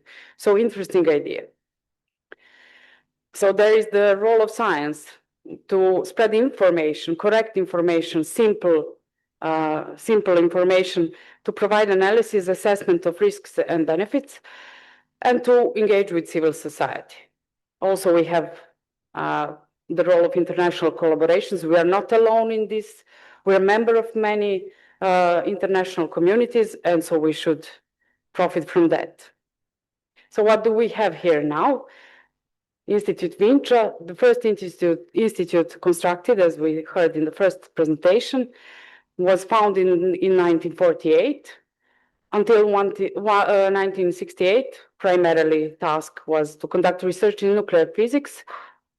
And until that, today, the institute became a multidisciplinary establishment, which contains this much scientists, as you can see. It's a rather large number. We do a great deal of work in radiation and environmental protection, which is established 10 years after the establishment of the institute itself. And we are member of many international communities that are regarding legislation and science as well. So we do all this stuff that I listed here. I will not try to put it in your head. Maybe it's not so interesting, but you can see that we do many things here. So we have particularly two laboratories I want to present in more detail, not too much detail, that are dealing exactly with the nuclear technologies. This is the Department of Radioisotopes, that is a dedicated laboratory for research, production, and quality control of radiopharmaceuticals. So you can see on the presentation, if you download it, you can see the products that are produced in this laboratory. It is very complex and very important work that they do, and they are certificated and accredited. And also we have a Department of Radiobiology and Molecular Genetics. They are dealing with some impact on biological systems, the use and the reactions of biological systems on some particular radiation events. Then the Department of Physical Chemistry that has a mass spectrometry department. Mass spectrometry is the state-of-the-art measurement technique when we are speaking about nuclear physics and nuclear chemistry. And we have a Department of Nuclear and Plasma Physics that deals with theoretical development. So the second one is the Radiation and Environmental Protection Department, which I work in, and I'm obviously very proud of my work there, of the laboratory. We have various types of instruments, all capable of measuring different types of radiation. We have some state-of-the-art instruments. We have some portable instruments, so we are capable of measuring radiation in the field,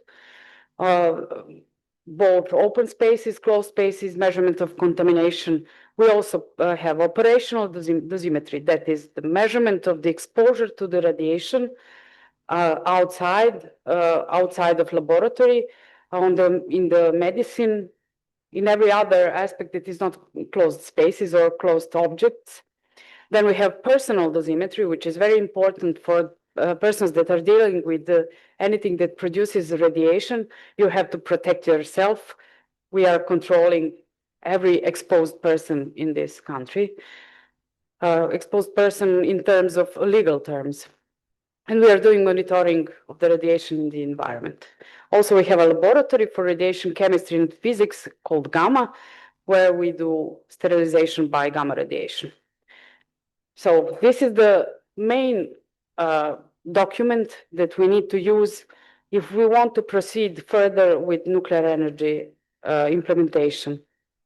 This is the milestones in the development of national infrastructure for nuclear power. These are all the elements that we need to fulfill. Some of those positions need to be decided on the highest level of the state. Some of those we need to engage some other ministries such as Ministry of Defense or Ministry of Internal Affairs, such as nuclear security. Nuclear safety is already covered. There are many legal and regulatory framework that need to be upgraded. So this is where you come in. And also more and more engineering stuff like electrical grid and the stakeholder engagement and industrial involvement and so on. There are 3 milestones that we need to reach, 3 phases that we need to pass. We are now at the beginning of the first phase, and we need a synergy of many actors. So hopefully this was informative, and thank you for your attention.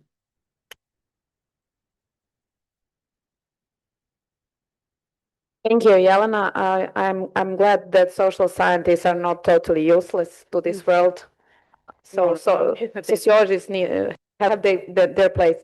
Just briefly, in one sentence, do you consider yourselves as an institute being prepared for the nuclear energy utilization in future that we talk about now?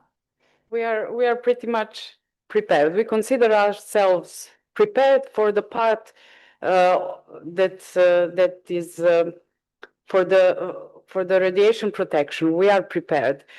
Every year, the International Atomic Agency conducts an exercise that requests from us to measure something and to prove that we are capable of measuring stuff that are needed for radiation and environmental protection. So we need to prove it every year. We are accredited, so also we need to prove that we are capable.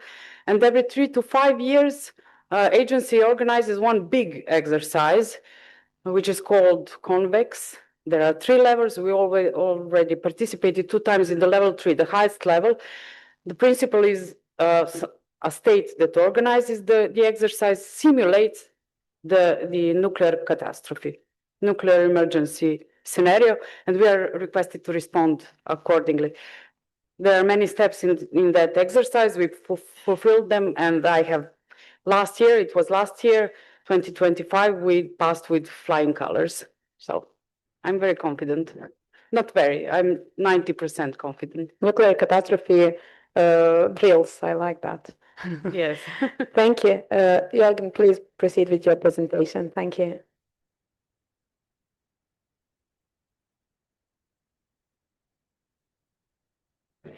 Thank you. So I follow Marinella's example and do this from here.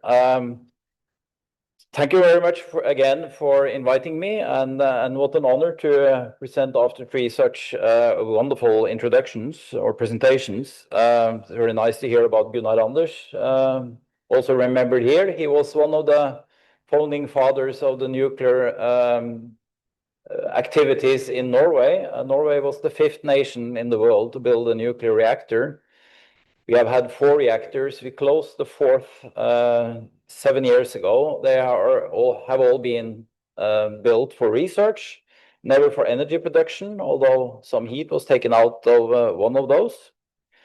As I indicated, I was appointed as member of a nuclear power commission in Norway 2 years ago, what I will try to do is to give you some highlights from our work. It's almost 500 pages report. I will not go through all of it. It's available for download in Norwegian, so you're welcome to train. Let's start with the mandate. It was a very broad mandate. We were asked basically to explain to the government what does it really take for Norway to develop nuclear power? What is required in terms of preparations within the energy system as such, from a legal point of view, regulatory point of view, from a public acceptance point of view, from an educational point of view. What does it really take to have a successful implementation of nuclear power? We have studied this before in Norway. We do have a Nuclear Power Act. The act itself is under the Ministry of Health, so it's not an energy act, basically, even though the title is an energy act. So we do have some history here, and as mentioned, we have had research reactors. with quite a lot of activities. The commission, we were 12 people, 11 of us were visiting Finland. So this is at the visitor center at Olkiluoto power plants in Finland. Behind us there, you can see 3 power plants, 3 nuclear power plants. Altogether, they produce 1/3 of the electricity consumption in Finland. So the area density is really extreme. And that is, as we heard, there is so much energy in a little quantity of uranium that it's almost unbelievable for an economist. The technical properties of a nuclear power plant, they are basically very good. It's stable production, it's very reliable. Although they do have some issues themselves, they also. It fits very well into the energy mix in Norway, so that's not really a problem. Unlike other sources of energy, or a lot of other sources of energy, we can basically locate nuclear power plants fairly close to where we actually need the electricity, although there are also some constraints. Interesting to note about this picture is that, as I mentioned, it's a visitor center. In order to maintain public trust, they do maintain their visitor centers open for every Finn that would like to see and understand what's going on inside the nuclear power plant. They build trust while working with local communities for decades, or if not for centuries. So these are some of the advantages of nuclear power. There are also some disadvantages. As you know, if we don't take safety seriously, it's dangerous. But if we do take it seriously, it's not that dangerous, but we know that it creates a lot of fear in the public. And that's obviously one of the big hurdles. Another disadvantage of nuclear energy is it's costly. It's costly because we have high safety requirements. So it's a bit tricky to avoid the high costs. We know the SMR development has basically started. A few SMRs are under construction globally, but they are not ready to order. You can't pick up the phone and call a supplier, can you submit an SMR and have it ready here in 5 years' time? No, you can't. They are not that available yet. We don't know whether the costs will be low as they hope. Currently, they are terribly expensive. They are even more expensive than conventional nuclear power plants. And the technology within the SMRs that we can negotiate with the suppliers today is basically the same technology that's inside the large nuclear reactors that you also can start negotiating with the suppliers today. And that creates a bit of a challenge, because it means that if you would like to develop nuclear energy, you end up having quite a lot of it if you want to make it economically sensible. The economies of scale are so large that you can't really have just a little bit of nuclear. You need a lot of it, or nothing. Like Serbia, there is a lot of challenges when it comes to competence and capacity of competence, also in Norway. We do have the institutions. The independence of the regulator is not secured in law. It works independent, but we need to change some law to achieve that. The capacity of the radiation authority is very limited. They struggle to deal with the challenge, with the tasks they do have for the nuclear activities we already have that are not nuclear energy, but within medicine and in industry and the research reactors. Just to pick up an example from our neighboring country, Sweden, they are preparing for receiving applications for licenses. They are trying to recruit 200 more people to their radiation authority. that eventually will process applications in 3 years' time, and they intend to spend 1 to 2 years just processing the application, then come following up the construction with maybe 50 to 100 employees from the radiation authorities. So a lot of the competence in Norway is about my age or even older. They are not going to build that many nuclear plants. We can't really import from Sweden because they have the same capacity issue. Nuclear will be under Security Act in Norway, so international labor is quite challenging, if possible at all. So there are a lot of challenges on the competence side of things. Different from other sources of electricity, there are a lot of new roles for the state with respect to responsibility and obligations for the state that we do not know from other sort of sources of electricity. The state is bound by the international obligations. It must develop its regulations. It must carry on supervisions, must carry out safety checks, make sure that the preparedness for nuclear emergency, for nuclear incidents is up to speed and at level with the activities within the country. We do have, of course, a lot of preparedness already because we have nuclear ships visiting Norway. Every now and then we have nuclear energy in our neighboring countries, Sweden and Finland, and in England.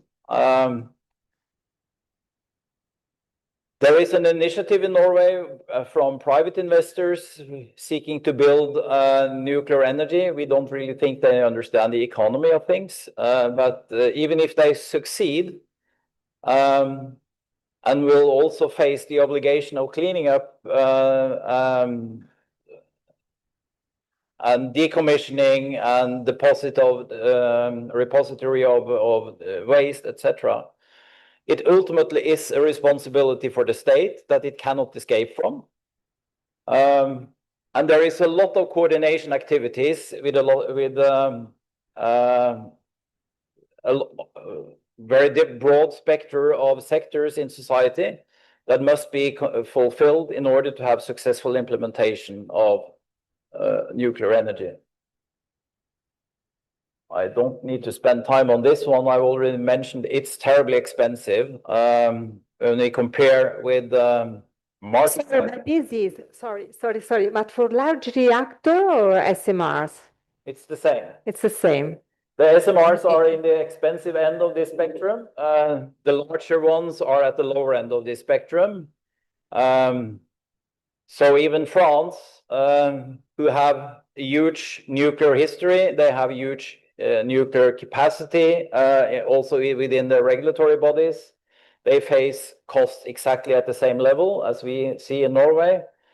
So in order to make this profitable, either electricity prices need to quadruple or something like that, or costs need to come down by 70 to 80%. We don't think that's going to happen within the next few years. Whether it will happen with SMRs, we don't know. It remains to be seen. That's sort of the business economic or the private economic side of things. We did look for if there are some benefits for society that goes beyond the sort of the private value of nuclear power. The challenge is that the electricity market, at least in the western part of Europe, is made so that the revenue for a power plant basically reflects the socioeconomic value of that power plant.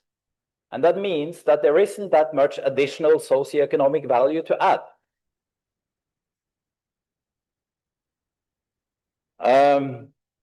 After all, this is a Norwegian commission, so we took a quite close look into how Norway can solve its energy transition challenge. Can we solve it without nuclear power? Yes, Norway can do that. And that's basically because we have a very unique hydropower sector. 90% of energy in Norway, or electricity in Norway, comes from hydropower. We don't have old thermal power plants, either fossil fueled or nuclear fueled, that somehow will retire more or less soon anyway. So unlike quite a lot of other countries, there is a decision to make in Norway. We can opt for the nuclear path, and we can opt for a strategy without nuclear. That's not a decision for a commission to make. That's a decision for the public to make through elections and in normal democratic procedures.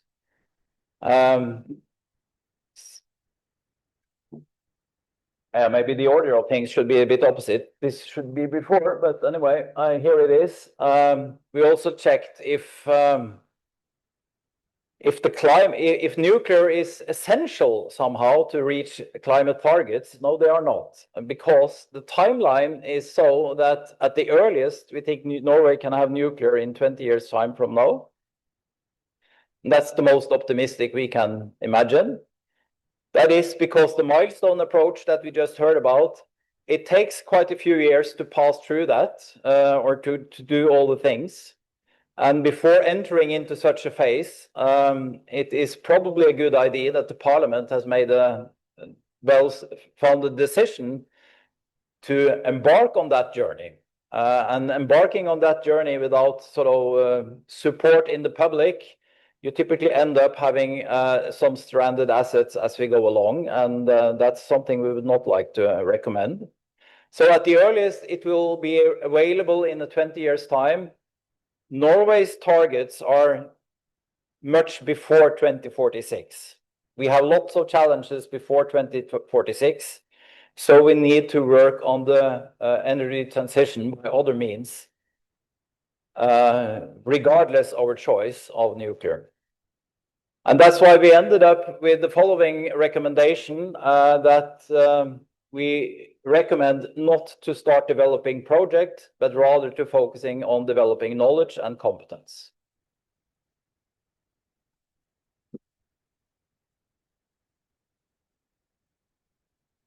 Thank you, Jørgen. I would just like, having done such a detailed analysis and taking into consideration differences between the markets and states as such, do you have advice for Serbia how to proceed, or at least like presumption?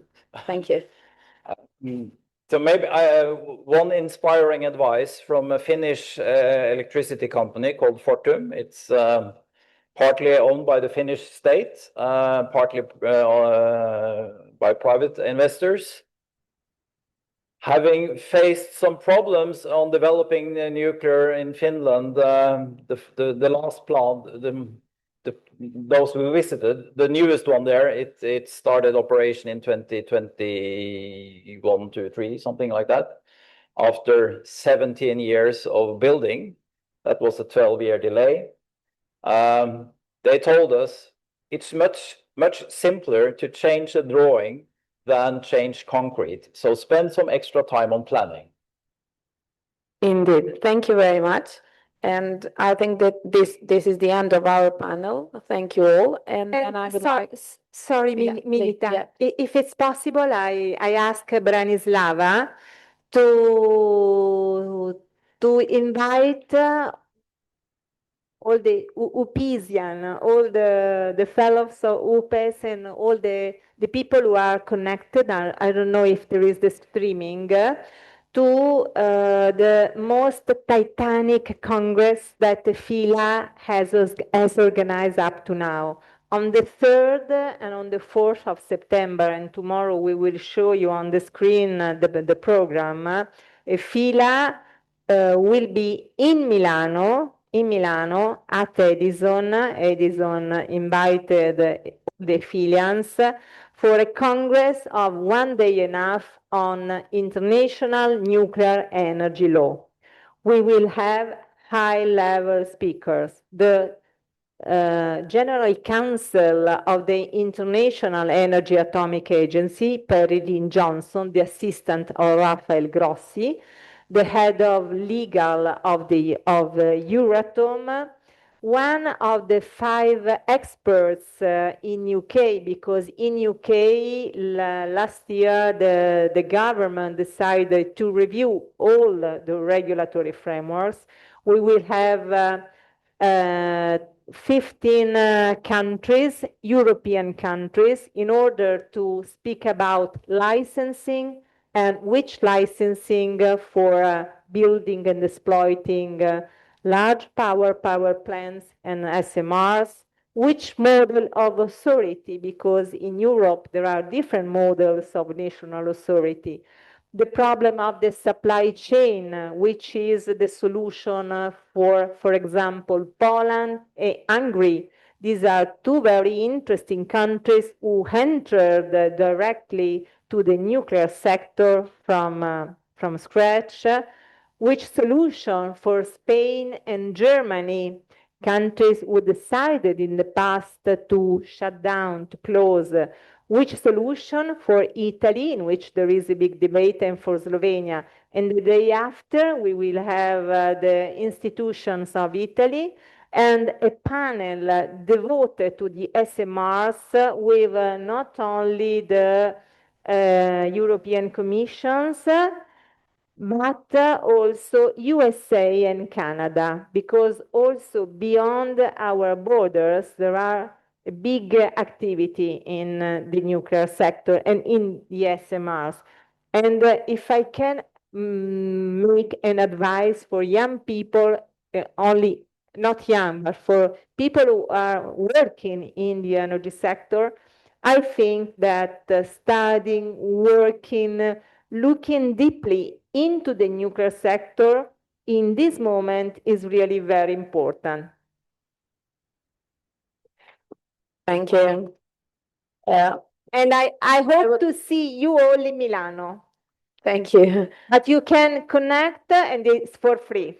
Okay. I would like to invite Vukasin Stankovic to Refine Law to make lesson learns now. Thank you.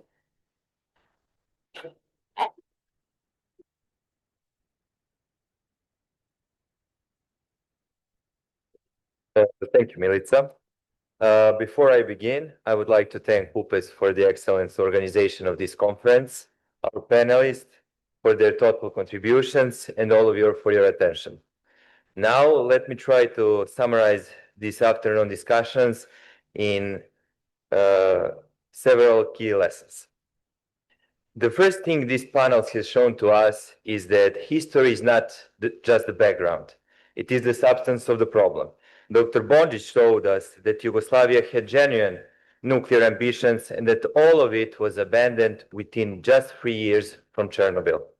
Not because the technology has failed, but because political consensus collapsed. This matters today because Serbia lifted that very moratorium in 2024, and we are in a sense inside that history right now. And that historical experience leads directly to my second point, which is a legal and institutional foundation must come before technology decision.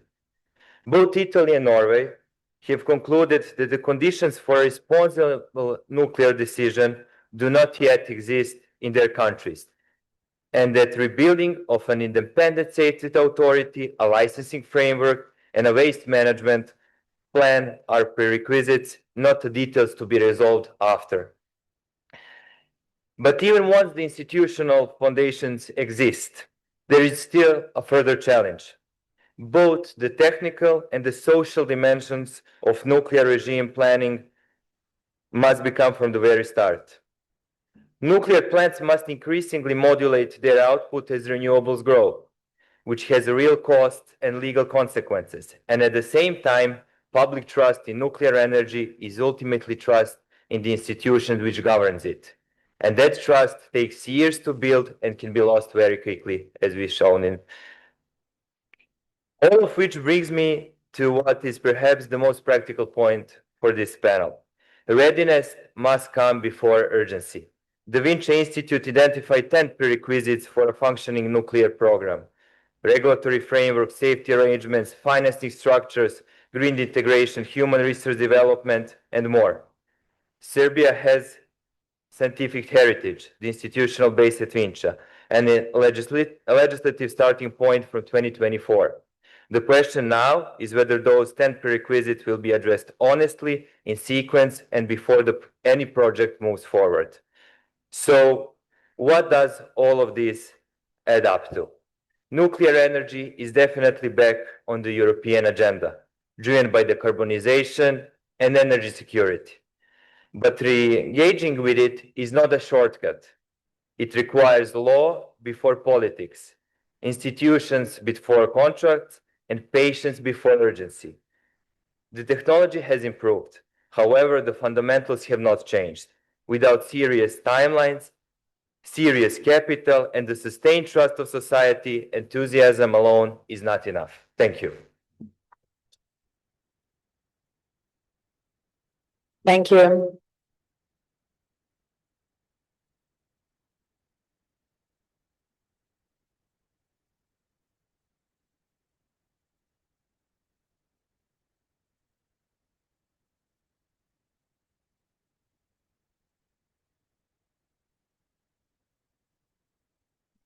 Chris, I would like to say thank you to audience, thank you to our panelists, to our moderator, to our lessons learned Vukashin, and we will have a very short 2-3 minutes break just to change the names and to continue with very interesting roundtable. Thank you.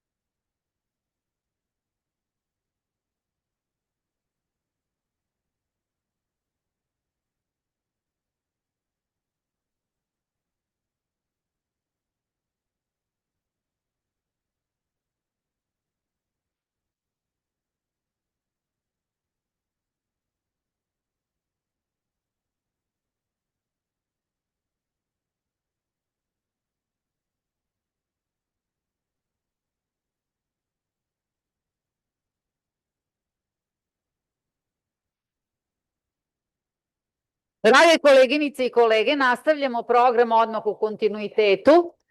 Ja bih zamolila kolege koji učestvuju na našem okruglom stolu da sednu, da vidimo gde nam je naš moderator. Moderator nam je nestao. Sad će doći. Evo ga. Dear ladies and gentlemen, we are continuing our program. We continue with panel 3. The panel 3 has a very interesting topic, and it wasn't easy to find people who have a courage to talk about that. I'm happy that we have eminent speakers, and we are going to talk about, is a CBAM an effective instrument for decarbonization in Western Balkan? I'm going to invite Kornel Dražilov, our member, lawyer, whom we cooperate a lot, just to start to moderate his panel. Kornel, the floor is yours. I have to tell you, please catch the time. Sorry. Thank you, Branislava, for the introduction. And dear ladies and gentlemen, thank you for having the energy and the willingness to stay throughout the whole day and to attend this panel. So maybe just quickly, we had a chance to talk and hear a little bit about the CBAM. But just a couple of sentences, a couple of points before we move to introduction of the panelists and to the discussion. So CBAM was originally introduced to prevent the risk of carbon leakage, to reduce the global carbon emission and support the Paris Agreement objectives, but also to create incentives for the reduction of emissions by operators in the third countries. You may have heard about some of the challenges that have already taken place since January the 1st. In parallel to the introduction of the CBAM, there is also an ongoing process of market coupling with challenges in the Western Balkans that are related to the length of the process, complexity of the process. Some of the countries have started with the introduction of carbon pricing instruments to offset some of the issues. But overall, there seems to be a lot of challenges in implementation of CBAM. So we have here with us 4 participants covering 4 different angles when it comes to the institutions and some of the informations they can share with us and contribute to the discussion. Now, let me briefly start by introducing each member of the panel. Let me start, Maria, with you. Maria Jogic, coming from Elektroprivreda Mostar. She is head of the economic affairs at the office of the general manager, following the regulatory compliance, participating in the renewable projects, following CBAM regulation implementation, and she will provide us with the perspective of the company that is focused on renewable energy, but for some reason it's also impacted by CBAM. Next is Mr. Marko Stjepanovic, whom you already met and who had a chance to participate in the opening remark sections, corporate secretary of EPS, senior legal professional with extensive experience in corporate, commercial, and energy transaction sectors. Then let me introduce Mr. Mladen Apostolovic, senior portfolio and renewable manager at EFT Trade in Belgrade. He has quite extensive experience and his professional career is at the intersection of the energy trading, portfolio management, and cross-border capacity allocation. So he would also provide from his point and from his perspective as a market participant what are some of the key challenges and issues. And lastly, Mr. Adrian Wade, working as a consultant at Elia Grid International in Brussels. This is an advisory arm of Elia Group, the Belgian-German company that operates high voltage grids in Belgium and Eastern Germany, and also one of the leading transmission operators in Europe. They also quite have expensive experience in market design, supporting cross-border interconnections. So maybe, Adrian, let's start with you. Just if you can give us briefly and explain what does coupled market means in the EU context, what does it involve technically, commercially, from your perspective? Yeah, sure. Thanks a lot for the introduction and the host and the welcome in Serbia. I'm very delighted to be there. So market coupling, what are we talking about and where do we stand? So let's take back in terms of history. It all started in 2006 where 3 European countries, Belgium, France, and the Netherlands, decided to couple. What do we mean by couple? Is that before, and that some is still present in certain markets, that the trades were purely bilateral, where you had 2 components, the commodity, saying that 1 megawatt hour would go from one country A to a country B at a certain period of time, and also the capacity on the lines, meaning that, okay, my commodity is going to go through this line, but I need to be sure that this line will be available at a certain level of time. But we realized time after time that it was not, let's say, a good and efficient system, specifically taking into account that we had more and more cross-border flow, and specifically not taking into account that we have a higher renewable penetrations. And meaning that with coupling market, we moved from the explicit auctioning, so with the 2 components, the commodity and the line, to an implicit auctioning, where now traders here in Serbia, in Europe, can basically trade electricity from a point A to a specific area without taking into account the, let's say, the complexity and the availability of the physical asset. It's done mainly through an algorithm, a FINIA, that will maximize the welfare and, let's say, the economic consequence of that. Through the time, we have more like than 20 years of experience. We have seen like major benefits in terms first of the price convergence, so less spreads between 2 borders. Also in terms of increasing competitions with lower prices between the different entities. Better market efficiency. If we look at the numbers of Acer of last year, they came with the numbers, I think, of 1.6 billion of economic welfare. And also it's an investment incentive for private developers because it gives more opportunities to send electricity abroad. And linking with the topic of today, all the benefits that I said are unfortunately, let's say, jeopardizing with the CBAM. Thank you for this, but maybe given your experience also in these cross-border flows, maybe you can walk us through 1 or 2 examples of how does this affect not only the electricity flows that are coming from the Western Balkans, but there seems to be challenges also on other EU borders. Absolutely. The UK and Tunisia, Italy. Sure. So unfortunately, Western Balkans is one of the region where the effect of the CBAMs are, let's say, the more drastic for the moment, impacting the most the flows between EU and non-EU countries, but it has also consequences in other parts of the continent. We have, as a Elia Group, one interconnector between the UK and Belgium called Nemolink. That's a HVDC 1000 megawatt interconnection that is, let's say, very functional, that has been very vital between the 2 parts of the continent, specifically during the crisis in 2022, thanks to higher penetration of renewables in the UK. And that's really, as if we take the example of Belgium in a way similar to the Serbian situation, that is also like a transit countries.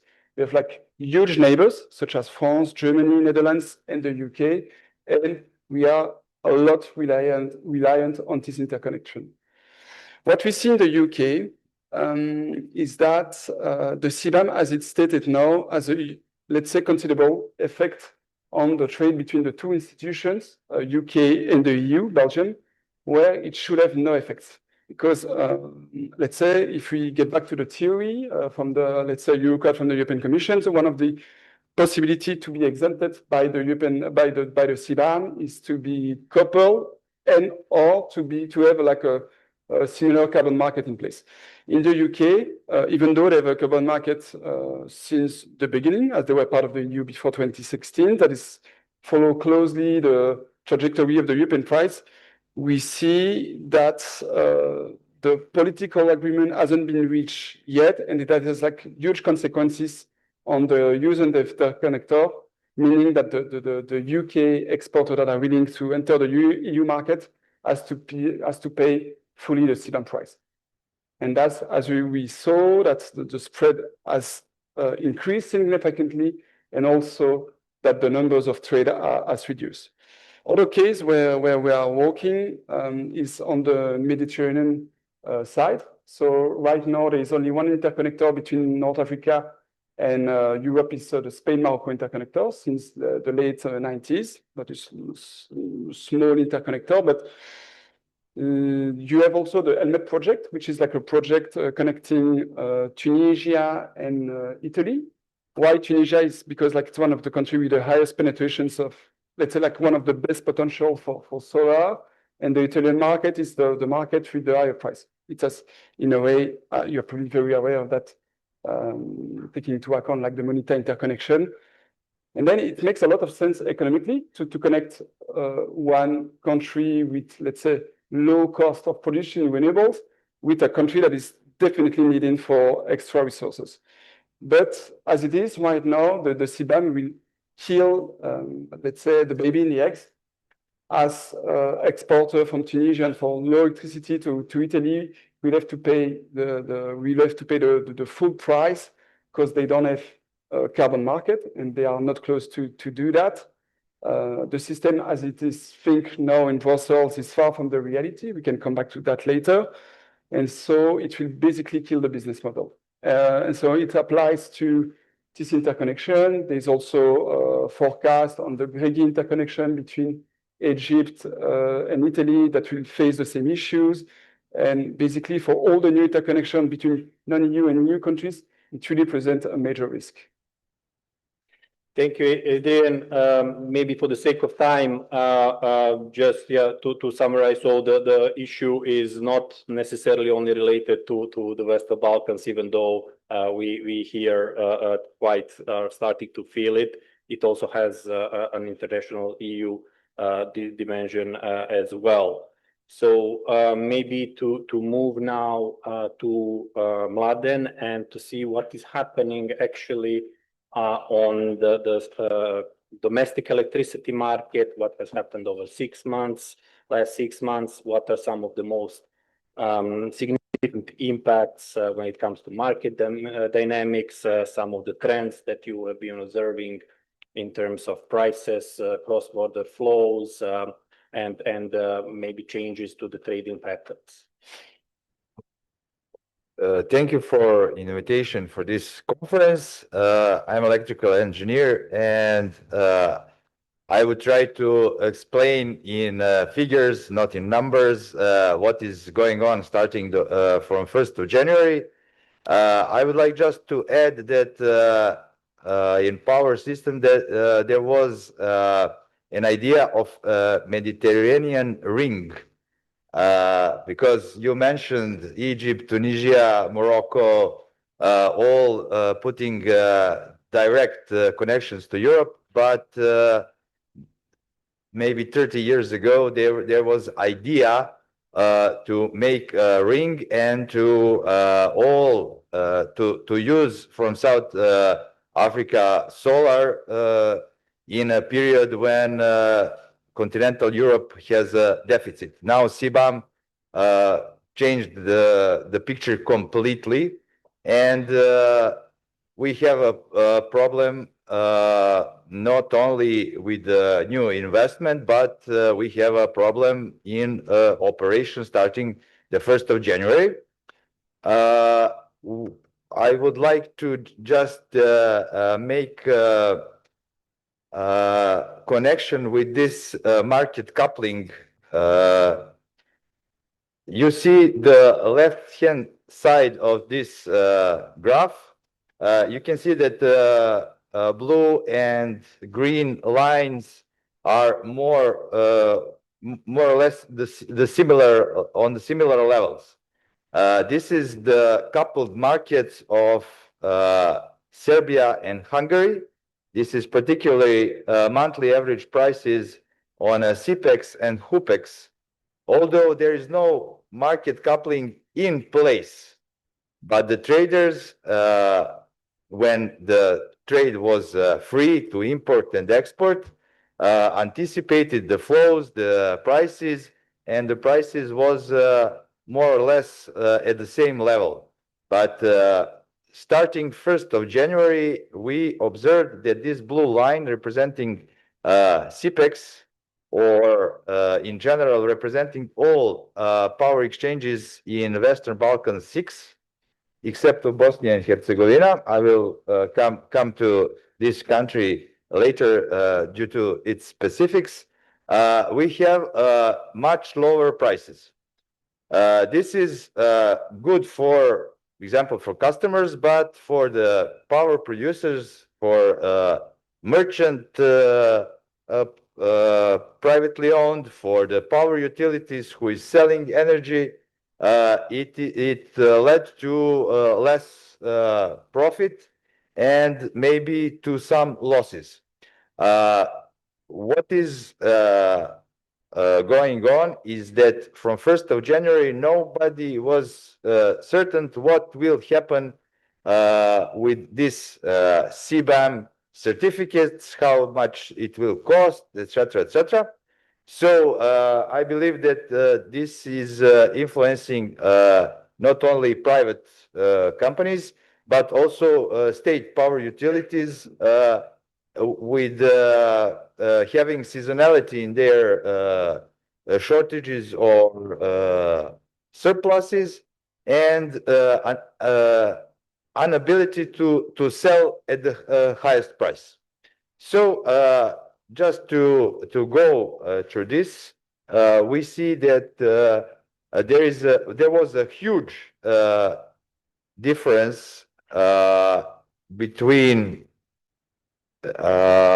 in the first 3 months, and I don't know, is it shown?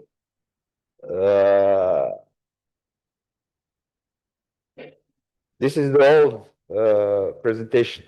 I had a new one with the May included, but never mind. This is the daily average prices, and this is the spread between, let's say, Central Western Europe, represented by HUPEX, the largest power exchange, and CEPEX, again, largest power exchange in Serbia. So if we enlarge these spreads, we can see on the left-hand side that differences on daily level was from +10 to -10. And from the 1st of January, from this graph, it can be seen that something went wrong.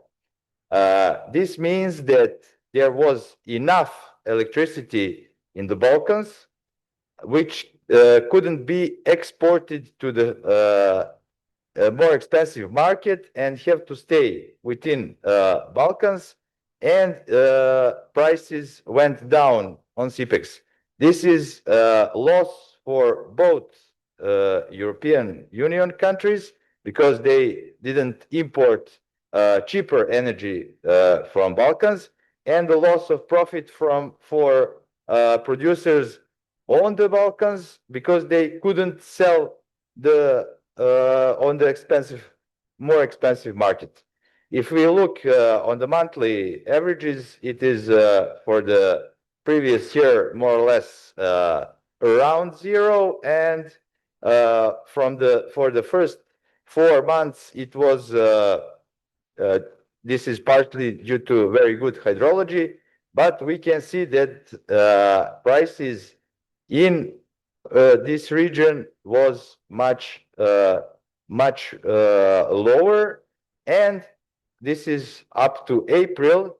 Don't forget that from May, CPEX introduced negative prices. So it is expected that this spread be even worse. For May, data is just about 10 euros below Hungary. It's not shown here. And if we see 1/3 of this year and last 4 months of previous year, we can see obviously that there is a decomposition of the markets and decoupling price-wise. So CBAM effect is beside the very good hydrology. CBAM effect is evident on the market prices. And one thing which is very obvious is that from this table, you can see that power spreads are not the problem for itself, because you can say, okay, I will sell this energy in this market 20 euros below European prices because I don't want to pay 75 euros for CBAM certificates. But look this right-hand side of correlation of the prices. It was 0.9 and more, and now is 0.75, including May, it went down to 0.71. This value of 71% is means that the markets are not correlated. So if you are looking to do some business in this region, you cannot rely on a price movement anymore in Europe and to say, okay, if Hungary is going up 5%, Serbia or any other country will go the same way. You don't know what will happen in this region.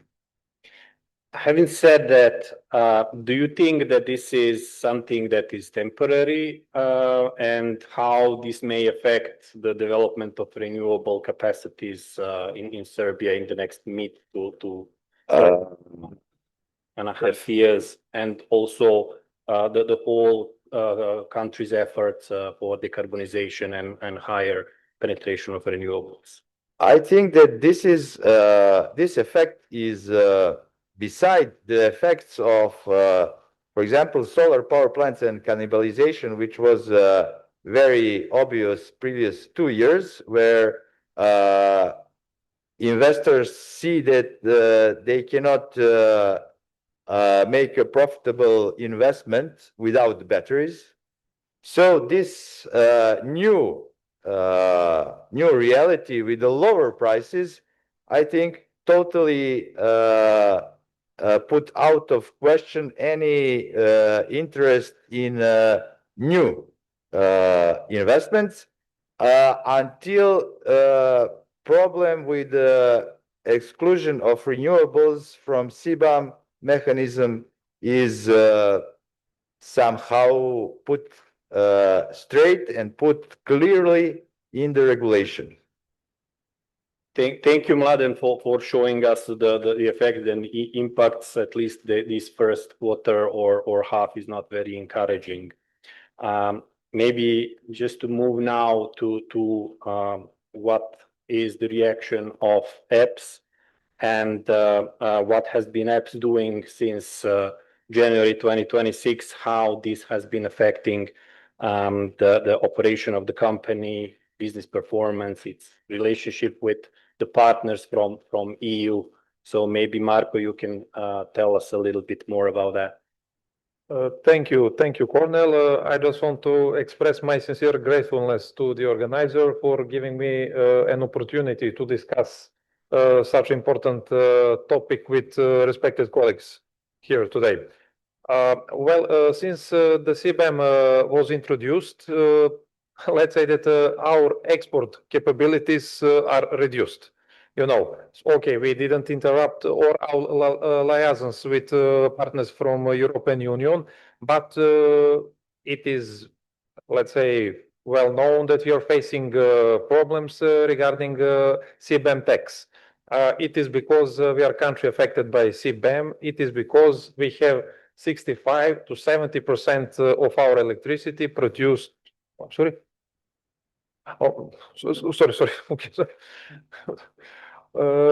Produced from thermal power plants. So it is something that our country has to deal with. But what would I like here to emphasize, to discuss, to share my thoughts with you is, are there any possibilities how can we improve CBAM framework? First of all, I would like to point out two issues. What I personally see as not problematic, but something that deserve further consideration by policymakers. First of all, we all know that every country has its national coefficient for CBAM tax. For Serbia, that coefficient is, from my point of view, pretty high. Why? Because for purpose of calculation, only electricity produced by thermal power plants was used for calculation. And it would be much more convenient and much more appropriate for us to use the total electricity produced not only from thermal power plants, but also from renewable energy sources, for example, solar, wind, hydro, etc. That would make our coefficient less smaller, and that would be increase our competitiveness, because right now our electricity, let's be honest, it's not competitive. The other thing, and I will just say that very briefly because I think that Maria will have more to say about it, is that for CBAM you can be, let's say, green 100%. But if you come from country affected by CBAM, you're also affected by CBAM. So maybe policymakers should review this framework. Maybe we should review methodology of how this coefficient is calculated. Maybe we should better reflect overall generation mix. When I say we, I mean I want to say not we in EPS, but CBAM policymakers. So those are things which should be reviewed. And the good thing, encouraging thing, is that obviously someone is listening to public concerns, because we have some unofficial, of course, announcement that maybe by the end of the year CBAM will be amended in terms of these two things, which will be very favorable for many companies and for many countries. And I hope it will be like that. I will try to make my speech as short as possible. I'm not criticizing CBAM itself. No, it is a mechanism designed to reduce CO2 emissions, and that's okay. But on the other hand, what should be maybe better in CBAM? Better reflection of generation mix in any country. And the other thing, what is very missing here, is incentives. CBAM is, let's say, here to penalize CO2. But on the other hand, we don't have some strong supportive incentives, some strong mechanisms how to speed up decarbonization, how to support decarbonization in countries which are affected by CBAM. I mean, CBAM is here to put the pressure, but let's make some incentives. Let's create some incentives which will provide an opportunity to EPS or to other countries which are affected by CBAM. So I will conclude with, if I were asked, is CBAM a good tool for carbon pricing? That will come afterwards. Yeah, okay, but that will be the yes, last but question. my answer would be yes, definitely, but with some slight amendments and with incentive system. Thank you. Would you care to reflect a bit on the carbon tax that was introduced in December 2025, and how does this affect EPS in terms that both you are now seem to be facing the CBAM restrictions plus the national yes requirements for Yes, and thank you for raising that question. Yes, you're right. EPS is now under double pressure. So we have CBAM tax. I mean, we are not directly affected by CBAM tax, but you know what I want to say. But when it comes to local tax, and it is a tax on greenhouse gas emissions, we are affected because, as I previously said, we are producing electricity predominantly by thermal power plants by using fossil fuels, which means that we are emitting CO2. €4 per ton of emitted CO2, when you calculate, it comes to nine-digit amount in euros. So it is a pretty how to say, huge amount of money. This makes us to reconsider our future investments. This makes us to carefully plan our future, our future steps. So decarbonization is definitely the way that we are going on, but idea and the goal of EPS is not to be on a highway and to drive 80 kilometers per hour. No, we want to be the fastest. We want to be the leader in decarbonization. But with this double pressure, it can be a little bit, hard, difficult, tricky, whatever you say. On the other hand, I would like just to connect this local tax with CBAM. In law on this tax on emissions of CO2, you actually have two incentives. You have two recently adopted bylaws based on this tax. The first one, there are measures which are considered measures for reducing emissions of greenhouse gases. And when you're applying those measures, you can use tax credit. So 80%, up to 80% of your tax obligation can be reduced. Only if you, in case that you are conducting those measures prescribed by that bylaw. And the other thing, the other bylaw says that there are some funds from state budget for decarbonization, which also can be used in some, if you fulfill some certain conditions. I'm not trying to say that this local tax is better than CBAM, but obviously here we have some incentives, we have some kind of support for decarbonization and for green energy. And that is why I wanted to just to compare it. For CBAM, I cannot see it to the best of my knowledge. And for local tax, there is. And yes, we have double pressure, but we'll deal with that somehow. We have to tackle it.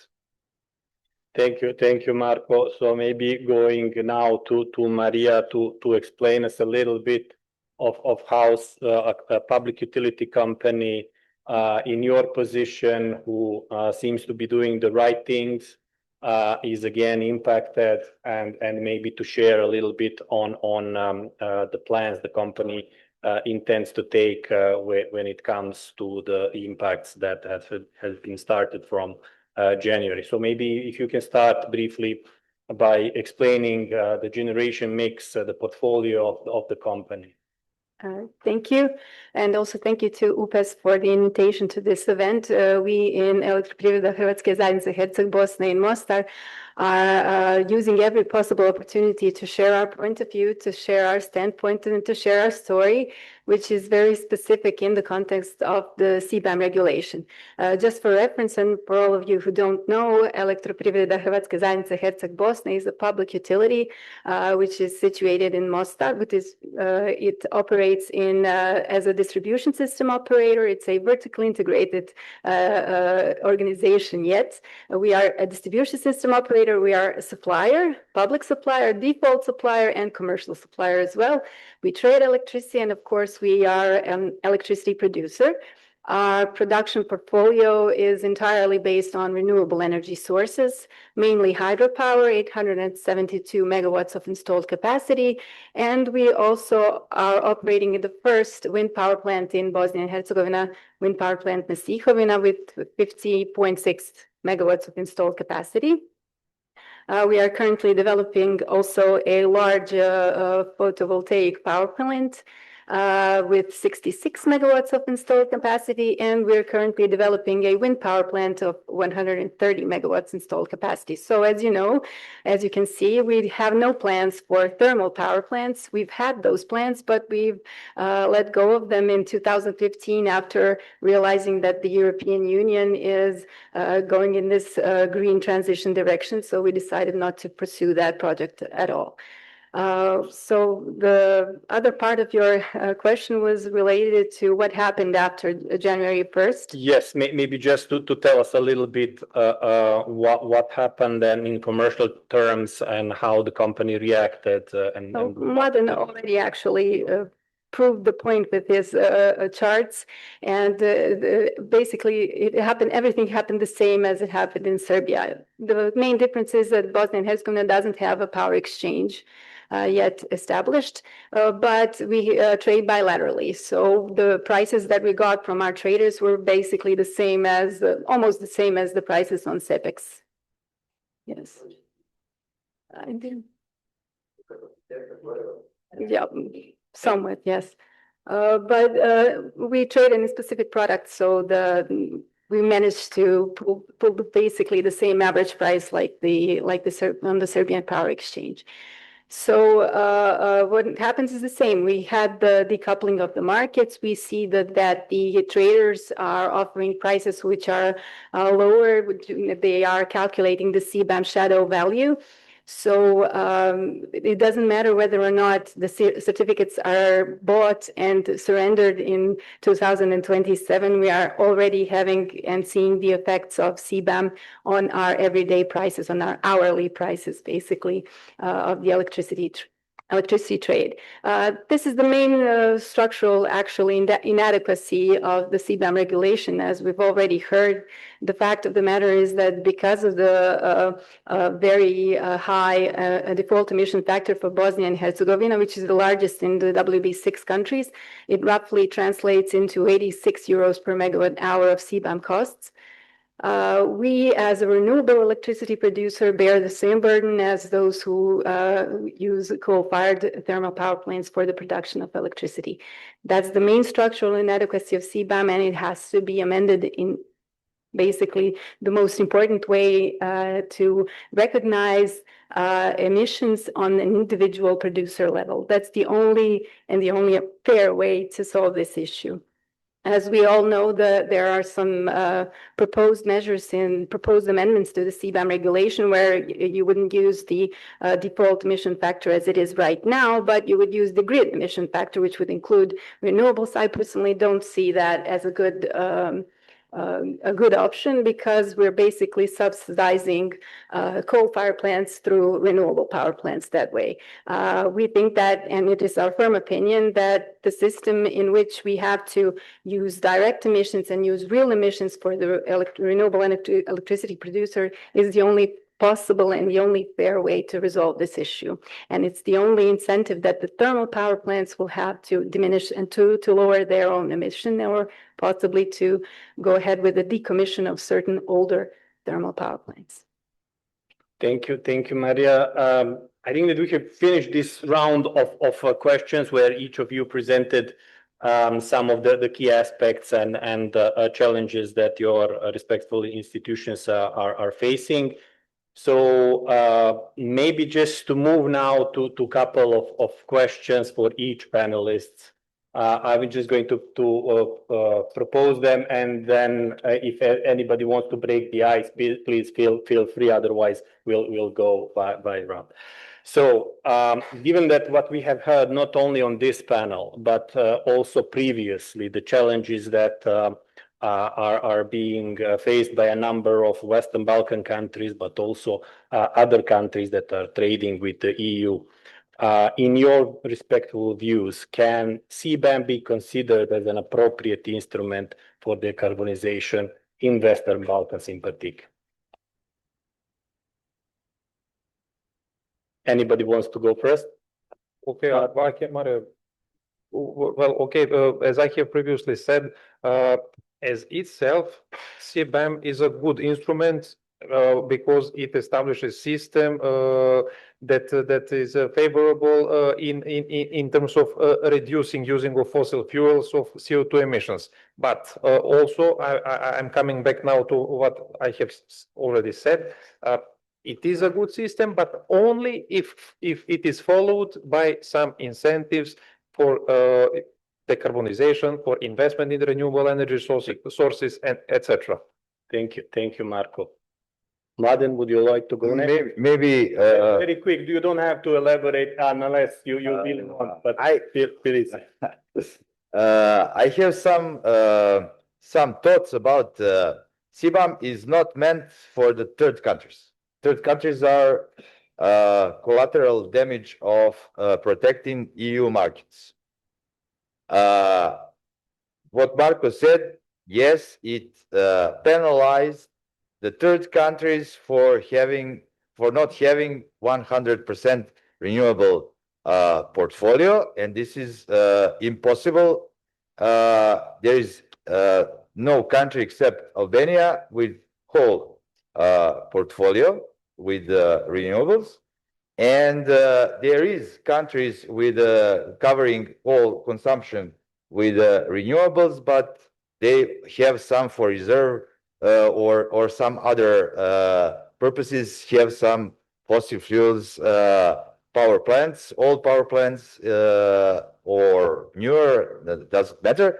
But for this CBAM, it should be maybe back to this exemption things that first of all, for the renewables, there is some proposed solution how to be exempt from CBAM. But this is connected with the PPA of the EU company with the power plant.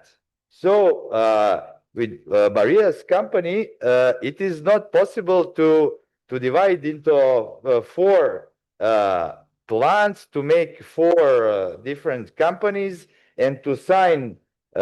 You can make your own company in EU, but this is a burden and it is not optimal solution at all.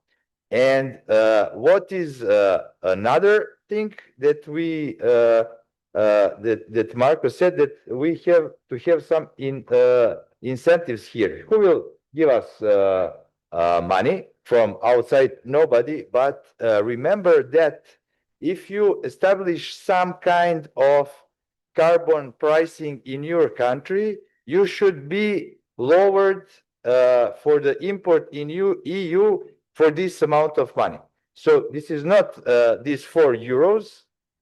This is some other, it was popular 2 years ago. Now nobody is mentioning that we can in our, sorry, within our countries to make some look-alike ETS scheme, and that way the money will stay within a country, but it have to be transferred to specific fund for decarbonization. So this is only what I see that can be done in a short term by the non-EU countries. We cannot expect that EU countries will think about us. Thank you, Mladen. I'm sorry. Yeah, please go ahead. Just to if you want to. Yes, continue what Mladen already said. I also think that CBAM is a good mechanism. It provides a right signal towards the decarbonization, but in its effect, it is designed flawed. And some things have to change for it to be positively seen by everyone other than the European Union, as you've already said. What's also paradoxical, and it also has something to do with what you both said, the European Union, through its investment funds or through supranational banks, development banks such as KfW or EBRD and so on, are already financing renewable projects. For example, in Bosnia and Herzegovina, our project Poklećani with the wind power plant is funded through the WBIF fund. So the European Commission, the European Union, is financing the renewable project and then penalizing it through CBAM for the same investment that they're already participating in. And that's a paradox I think we should really build up upon when communicating with the European Commission. I can say that as a company, we see one important structural difficulty with the CBAM regulation is the fact that any possible way for us to have an exemption from the CBAM regulation is so that the government works hard and works efficiently. Unfortunately, in Bosnia and Herzegovina, due to its specificities, it's really hard for the government to function properly. And every possible decision takes a lot of time, much more time than it's usual. The fact that we can or will be able to use the PPA actually doesn't help us much, just like Mladen said, because we also have to take into account that we are a public company and the company management's mandates are usually for 4 years and you have to have a PPA for 10 years. No one will accept such a risk, especially as a public company. And that's something to have in mind also. It may be a little controversial to say, but it's the fact. So the only proposed way, it could be like with the hourly matching, but with aggregate resources for example, for our companies and without the PPA, that would be a possible solution. Thanks, Maria, for bringing this up and especially for bringing this point where you have on one hand the EU supporting development of renewables through grant assistance, and then on the other hand through different instruments penalizing it and in a way inhibiting one of the objectives of the instrument that was imposed. So, Adrian, any reflections from your side?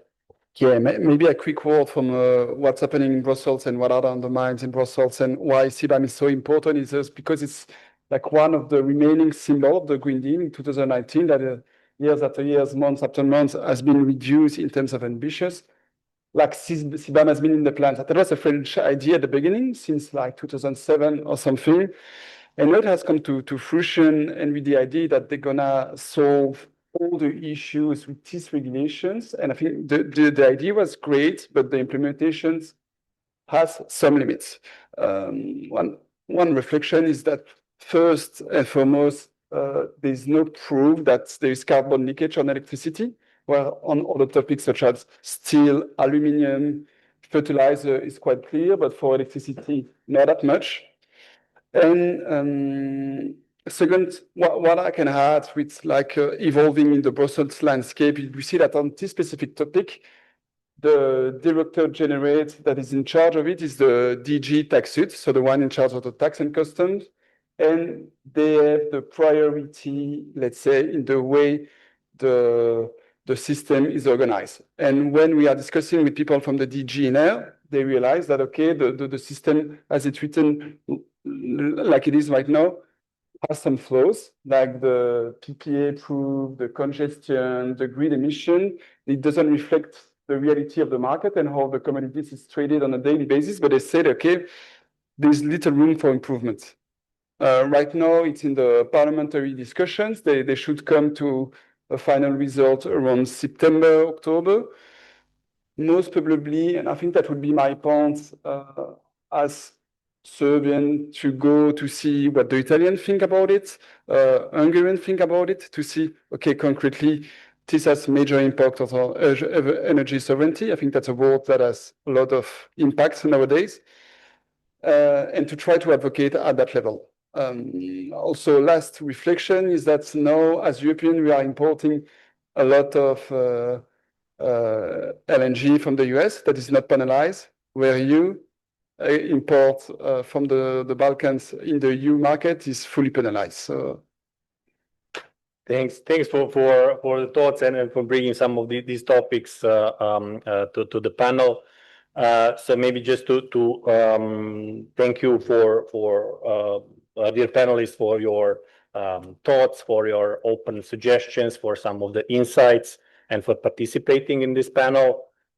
Thank you, dear guests, for taking the time to go through whole day, and apologies for going a little bit beyond the time. I think this topic deserved a little bit more time to reflect of some of the issues. And maybe just to conclude with one open question for everybody. Given that the CBAM has started, its implementation challenges are there, and some of the instruments are not fully fleshed out, amendments are in preparation. The question would be whether now is the time for the Western Balkan countries to mobilize and to try to establish a structured communication with the EU counterparts to find a more sustainable solution for decarbonization of the whole energy sector. Thank you, everyone. So, Branislava, if you would like to do the lessons learned, and then I think we can, or Tamara, sorry. I've invited Tamara. Tamara. Tamara from CMS. Just to summarize, sorry, I have to repeat. I'm inviting Tamara Zek from CMS just to summarize this interesting discussion of our panelists. And please, Tamara, 5 minutes. Last but not least, CBAM. CBAM started its implementation from January 1st, 2026. And we have heard, what we have just heard from the panelists is that CBAM is affecting Western Balkan countries in many ways. First, we have heard how certain companies may be exempt and countries may be exempt from the CBAM, and this is through market coupling. We have heard example from Belgium and UK.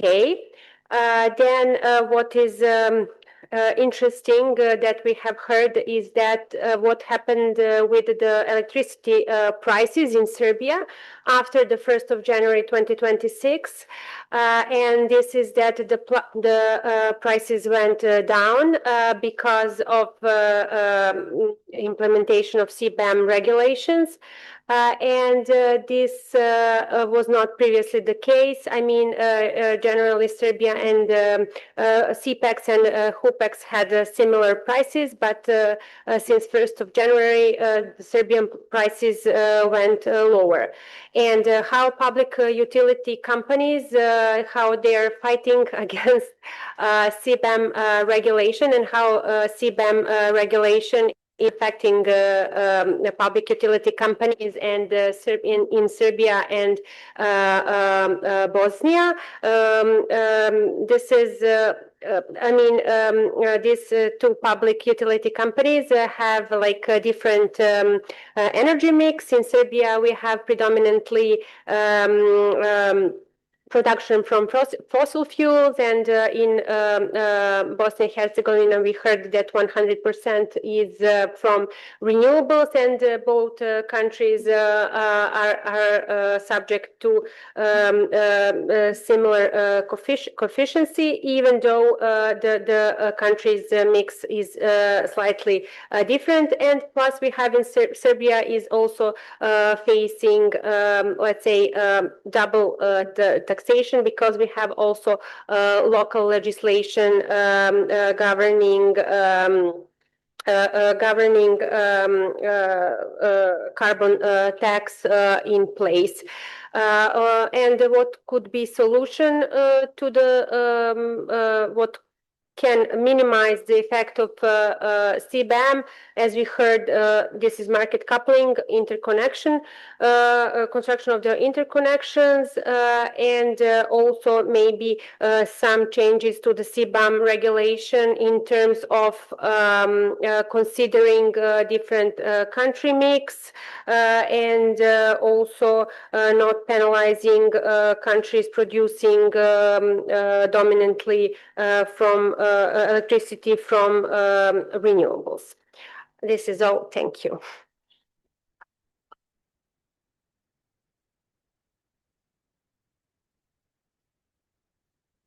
When we are talking about our panelists and their presentation, this was about companies and the exact company in Bosnia and exact company in Serbia. Somehow, that is just for clarification between all of us.